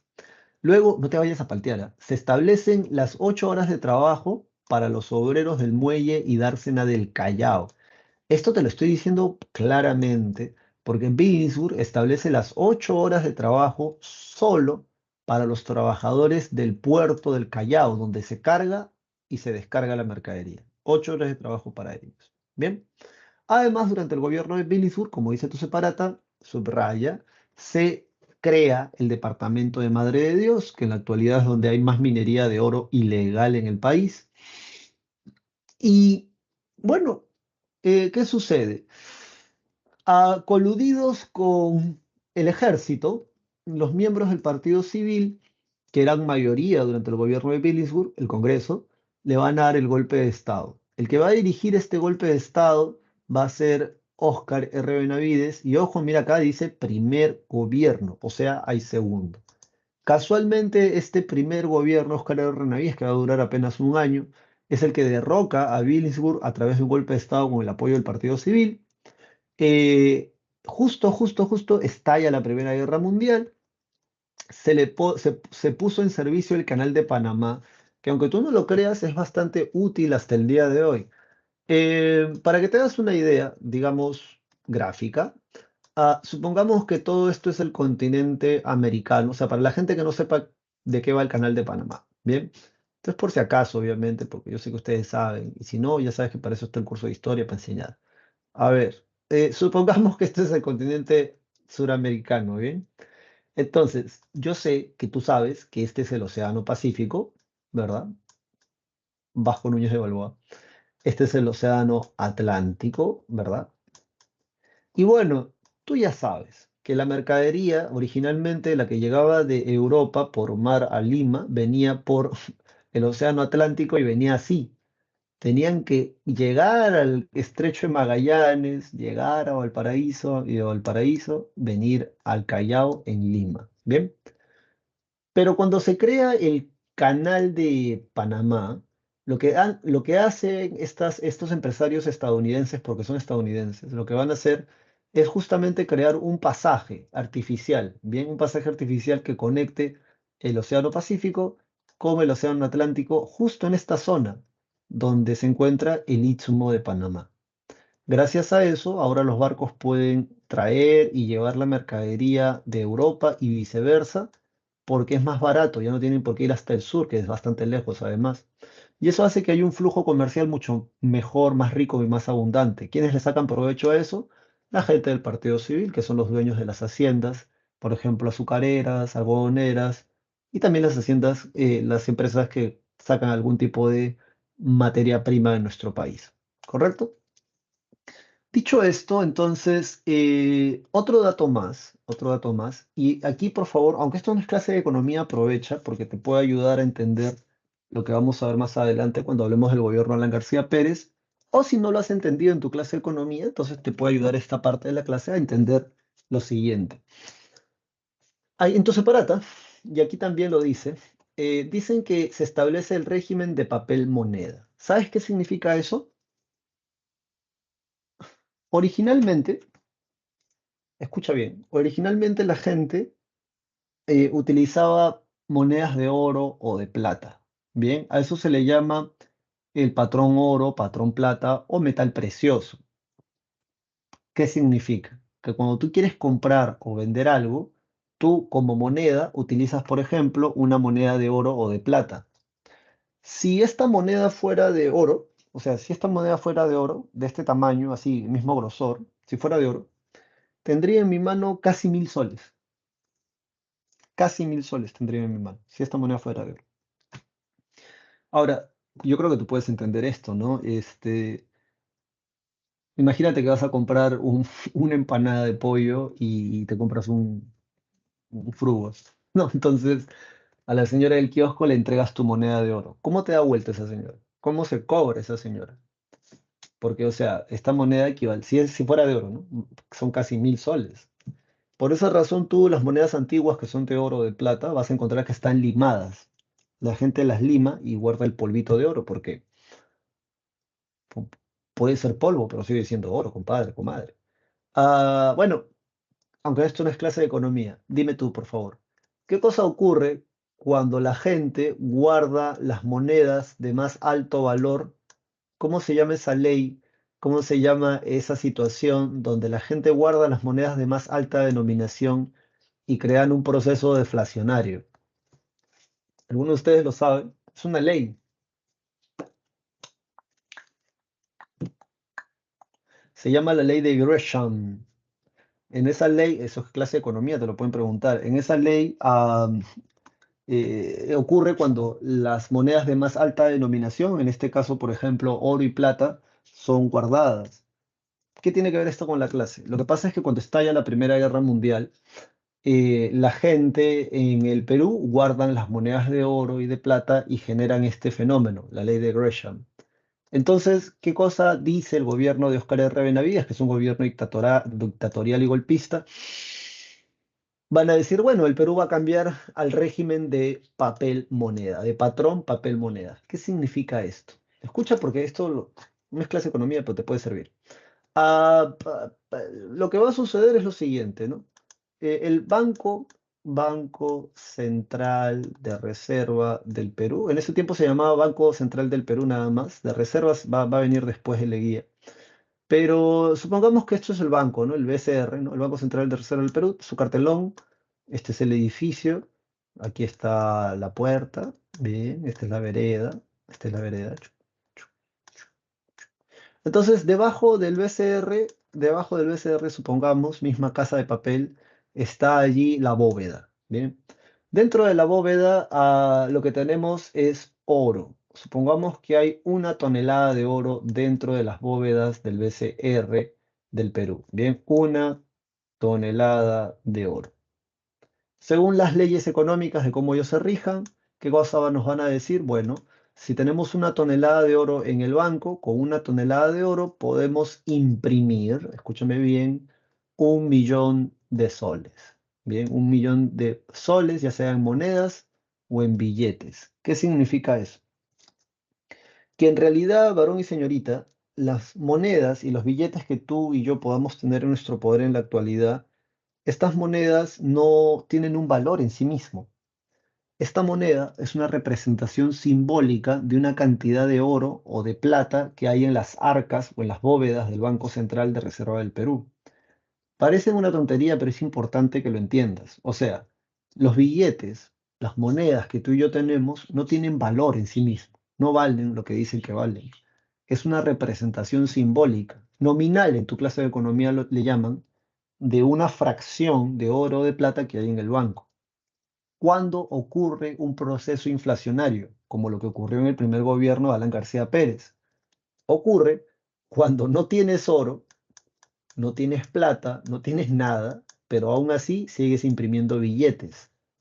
Si no tienes oro o plata en las bóvedas y sigues imprimiendo billetes, lo que estás haciendo es que esta moneda pierda valor si es que no desaparece su valor. Bien, entonces eso ocurre cuando hay un proceso inflacionario. ¿Durante qué gobierno el Perú cambia de patrón metal precioso al patrón papel moneda? Durante el primer gobierno de Óscar R. Benavides. Gobierno hasta 1915. Y es así como entramos al segundo gobierno de José Pardo Barreda.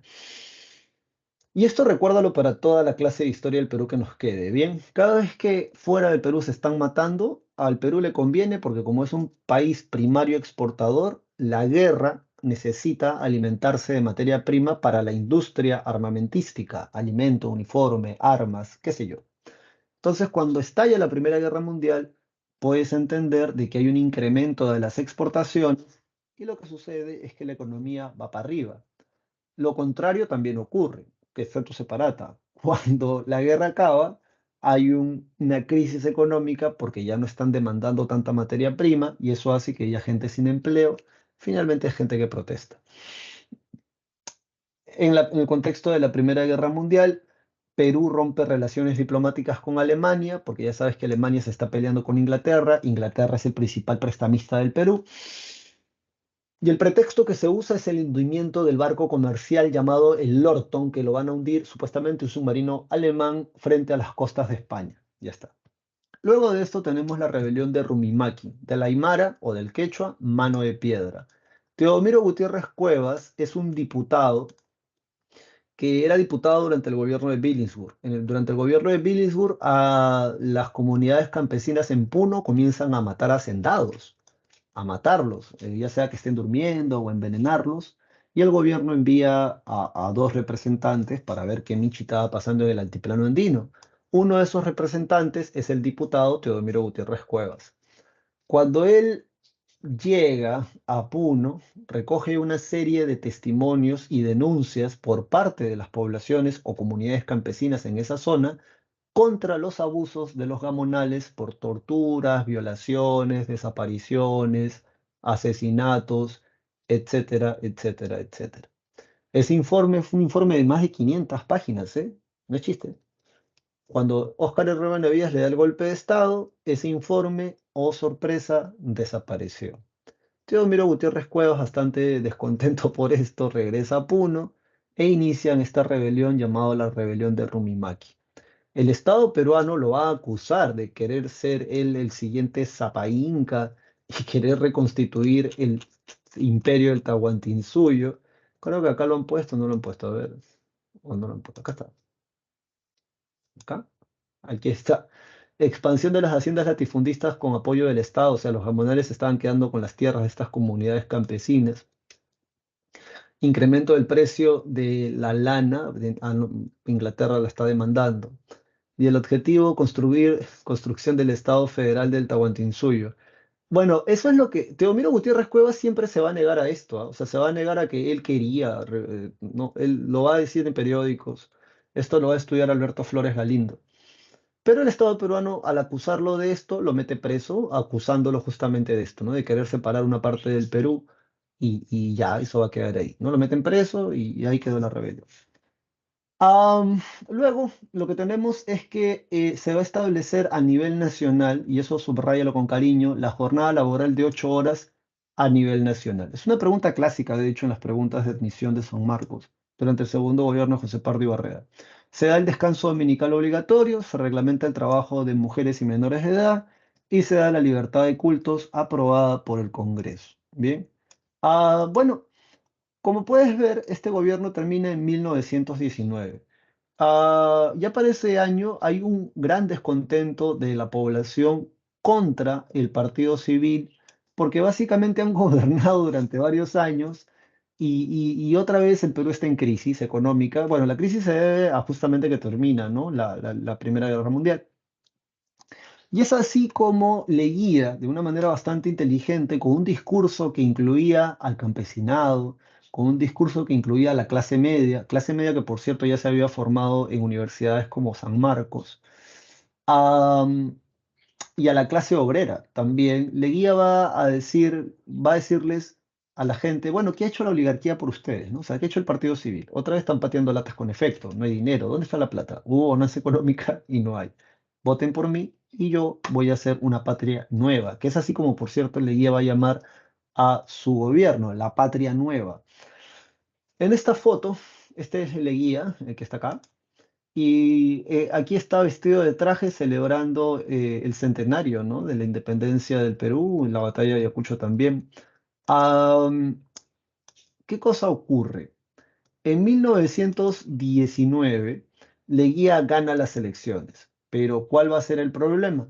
Leguía gana las elecciones, pero la mayoría del Congreso era el Congreso del Partido Civil. De hecho, cuando Leguía fue presidente por primera vez, en 1908, Leguía tiene una fuerte oposición del Congreso porque Leguía no es del Partido Civil, Leguía es de otro partido. Y Leguía ya no quiere repetir el plato. Bien, o sea, esa salsa ya se la comió y ya no está dispuesto a repetir el plato. Y lo que hace Leguía ganando las elecciones presidenciales es que con apoyo de la gendarmería, que vendría a ser como que la policía en la actualidad, Leguía le da un golpe de Estado a la República, al Congreso, disuelve el Congreso. am, y sí, pues, ¿no? O sea, ya ves, para eso también sirve historia. ¿Quieres hacer un golpe de Estado, como Fujimori, como Leguía? Necesitas el apoyo de alguna fuerza armada, y además el apoyo popular, porque, o sea, no vas a hacer un golpe de Estado solo con apoyo popular. O sea, si haces un golpe de Estado con apoyo popular, ya normal, pero ¿quién te defiende? Pues necesitas la fuerza de la fuerza bruta, la chorada, la gente que maneja armas. Leguía tiene el apoyo de jóvenes oficiales de la gendarmería. Estos dan el golpe de Estado, Leguía disuelve el Congreso y convoca de nuevo a elecciones tanto presidenciales como congresales. Y como Leguía tenía mucha llegada, o sea, era manllado, Leguía gana las elecciones presidenciales y los congresistas de Leguía ganan las elecciones en el Congreso. Así que Leguía ahora tiene el Congreso, o sea, tiene el poder legislativo y tiene el poder ejecutivo. ¿Cuándo da el golpe de Estado? Bueno, no vale la pena mencionarlo. El golpe de Estado lo va a dar el 4 de julio. Yo sé que tú sabes qué cosa se celebra en el norte del continente el 4 de julio en este país. El Día de la Independencia de los Estados Unidos. Una pregunta que ha hecho la PRE varias veces, no solamente una, es ¿con qué presidente el Perú pasa de deberle mucho dinero a Inglaterra a deberle mucho dinero a Estados Unidos? Tú ya sabes que es con Leguía. Bien, así que no te voy a olvidar de eso. Teniendo el Congreso y teniendo la presidencia de su lado, lo que hace Leguía es crear una nueva constitución, que va a ser la Constitución de 1920. Vale la pena que revises esta constitución porque Leguía va a hacer modificaciones importantes. Primero, se va a chantar la constitución más longeva que hemos tenido, o una de las más longevas. No, esta es la más longeva, de hecho. La constitución de 1860, segundo gobierno de Ramón Castilla. Ahora esta constitución de 1920 es una, obviamente, más acorde a los intereses de Leguía. Establece el mandato constitucional por 5 años, tanto para el presidente como para congresistas. Se elige a la misma vez tanto el presidente como el Congreso, antes no era así. Y si el Congreso no le daba el voto de confianza al gabinete ministerial, los ministerios tenían la obligación de renunciar, que creo que es algo que hasta el día de hoy se mantiene. La desaparición de las municipalidades, Leguía la va a mandar a cerrar, las cuales fueron reemplazadas por una junta de notables, los cuales fueron designados por el gobierno. Y dice aquí aparición en el Perú de las garantías sociales inspiradas en la Constitución de México Way de 1917, en la que es consagrada el habeas corpus y la inviolabilidad de la propiedad material, intelectual, literaria y artística. Bien. Bueno, sobre este gobierno de la patria nueva, características, Leguía promete lo que dijo, ¿no? La clase media llega al poder, desplazan a la oligarquía y comienzan a contratar en el aparato burocrático estatal a gente de la clase media. Leguía le da personería jurídica a las comunidades campesinas. O sea, Leguía dentro de esta constitución va a decir, la comunidad campesina existe y es legal y estos son sus derechos. Aunque tú no lo creas, al año siguiente de haber reconocido como legales las comunidades campesinas, al año siguiente, en el Ministerio de Justicia van a llegar más de 2.000 denuncias de comunidades campesinas respecto de malos gamonales que de manera ilegal les comenzaron a quitar tierras. También hay un incremento del Estado, ampliación de la burocracia estatal. ¿Qué significa esto? Bueno, ya te había dicho en clases anteriores. ¿Qué significa presencia del Estado en el territorio? Un escudo, una bandera del Perú en una caseta municipal, caseta del ejército, comisaría del Perú, colegio del Perú, hospital posta del Perú, municipalidad. Eso significa presencia del Estado peruano. Antes de Leguía no era tan abundante. Con Leguía el Estado va a crecer. O sea, estos lugares como comisaría, hospital, colegio, municipalidad, escudo con bandera del Perú, significa que hay gente dentro de esos lugares que trabaja para el Estado peruano y recibe un salario del Estado peruano. Van a aumentar durante el gobierno de Leguía. Luego se va a dar la ampliación de Lima a través de la construcción de grandes avenidas. Por ejemplo, la Avenida Leguía, que en la actualidad se le llama Avenida Arequipa, Avenida El Progreso, que en la actualidad se le llama Avenida Venezuela, y la Avenida La Unión, que en la actualidad se llama la Avenida Argentina.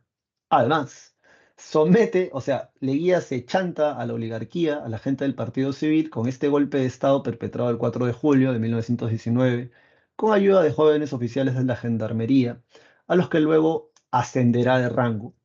En la sierra somete a los gamonales, bien sea integrándolos a las instituciones estatales, o sea, les da cargos públicos dentro de sus haciendas, o sea, le dicen, hacendado, gamonal, antes eras abusivo porque estas tierras te pertenecen, ahora puedes ser abusivo siendo alcalde, siendo prefecto, siendo fiscal, pero a nombre del Estado peruano. Y los que no aceptaban esto, simplemente Leguía les llevaba a las fuerzas del orden y a punta de balazo sometían a ese lugar. Bien. En materia política, ¿qué podemos decir? Bueno, se da la Constitución de 1920, se desplaza el Partido Civil del control del Estado, hay una creciente corrupción, eso se ve en el libro de Alfonso Quirós, Historia de la corrupción del Perú, sobre todo. Aparecen los partidos de masas, ¿no? Como por ejemplo el Partido Aprista, que se va a fundar en 1920 en el Perú, presidente Víctor Raúl Haya de la Torre. Recuerda que el APRA va a ser fundado en Mágico Way y en el Partido Socialista Peruano con Mariátegui, que se funda en 1922 y que tiene sus raíces en Europa, porque el socialismo, recuerda, nació allá. Luego de esto, en materia económica, no es para menos. Recuerda que Estados Unidos es el principal inversionista y prestamista del Perú durante el gobierno de Leguía.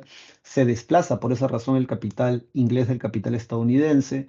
Se firma el Laudo de París a favor del International Petroleum Company, que es rochoso realmente, porque o sea, si tú te pones a leer las cláusulas, básicamente el Estado peruano renuncia a cobrarle impuestos al International Petroleum Company, además de renunciar al derecho de reclamar que la IPC, la International Petroleum Company, sacaba más minerales o producto bruto, por ejemplo, este petróleo, de lo que estaban diciendo que sacaban. Según Basadre, el Laudo de París tenía que ser firmado porque va a ser una forma en cómo Perú va a condonar va a pagar el hecho de que no pagó. ¿Te acuerdas del contrato Grace? En el contrato Grace decían que el Perú tenía que pagar por 33 años la deuda externa, 80.000 libras esterlinas, ya. Solo pagamos los 3 primeros años. Con el laudo de París se va a zanjar ese tema. Pero va a ser bastante lesivo para el Estado peruano y por esa razón es hasta cierto punto denigrante, ¿no? Porque se demuestra que una empresa extranjera tiene más poder que todo un país o que todo un gobierno, mejor dicho, y que sus intereses, o sea, los intereses de esta empresa prevalecen por los de las mayorías populares o por los del propio gobierno. Por esa razón, Velasco, cuando llega al poder, lo primero que hace es expulsar al International Petroleum Company. Bien.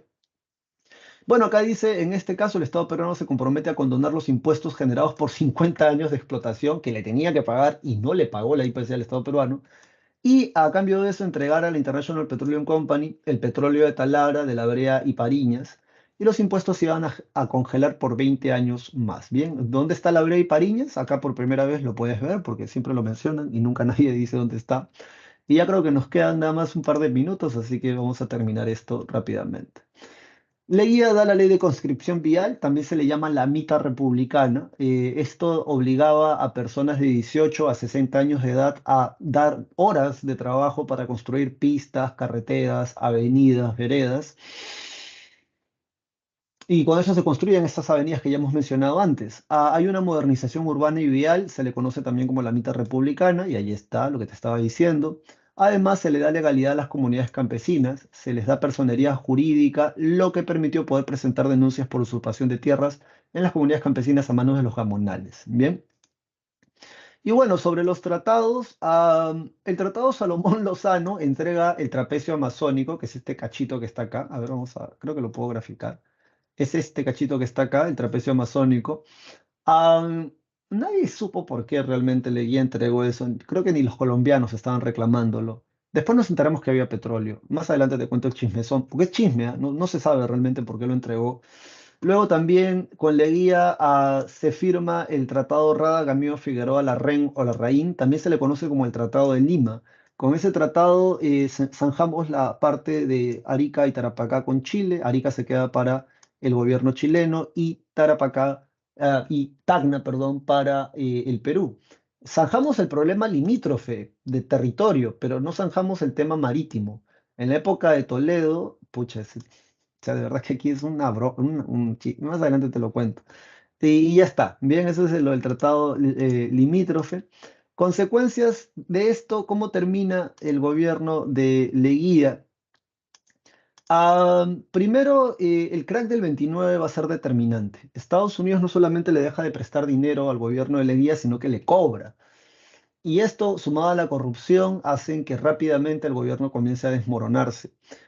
Desde la ciudad de Arequipa, de allí que la avenida Leguía, ahora se llama Avenida Arequipa, Sánchez Cerro da el golpe de Estado y como consecuencia tenemos el surgimiento del tercer militarismo. Posteriormente, Leguía va a morir el 6 de febrero de 1932 estando preso y enfermo. Se lo llevan al Hospital Naval y estando todavía preso, allí se va a morir Leguía. Bien, chicos y chicas, gracias por tu atención, por esta clase maratónica sí, sí, pues, ¿no? Te pongo las claves en el chat y conmigo será hasta la próxima semana. Espero que te vaya muy bien en tu examen, estudia, no te desanimes, ve para adelante, haz el esfuerzo que vale la pena porque o sea, sí, lo que quieres es realmente algo valioso y lo valioso cuesta un poco y vale la pena el sacrificio que vas a hacer. Así que conmigo será hasta la próxima semana. Cuídate mucho, te pongo las claves aquí en el chat en un momento y nos vemos. Estoy bastante. Chao, chao.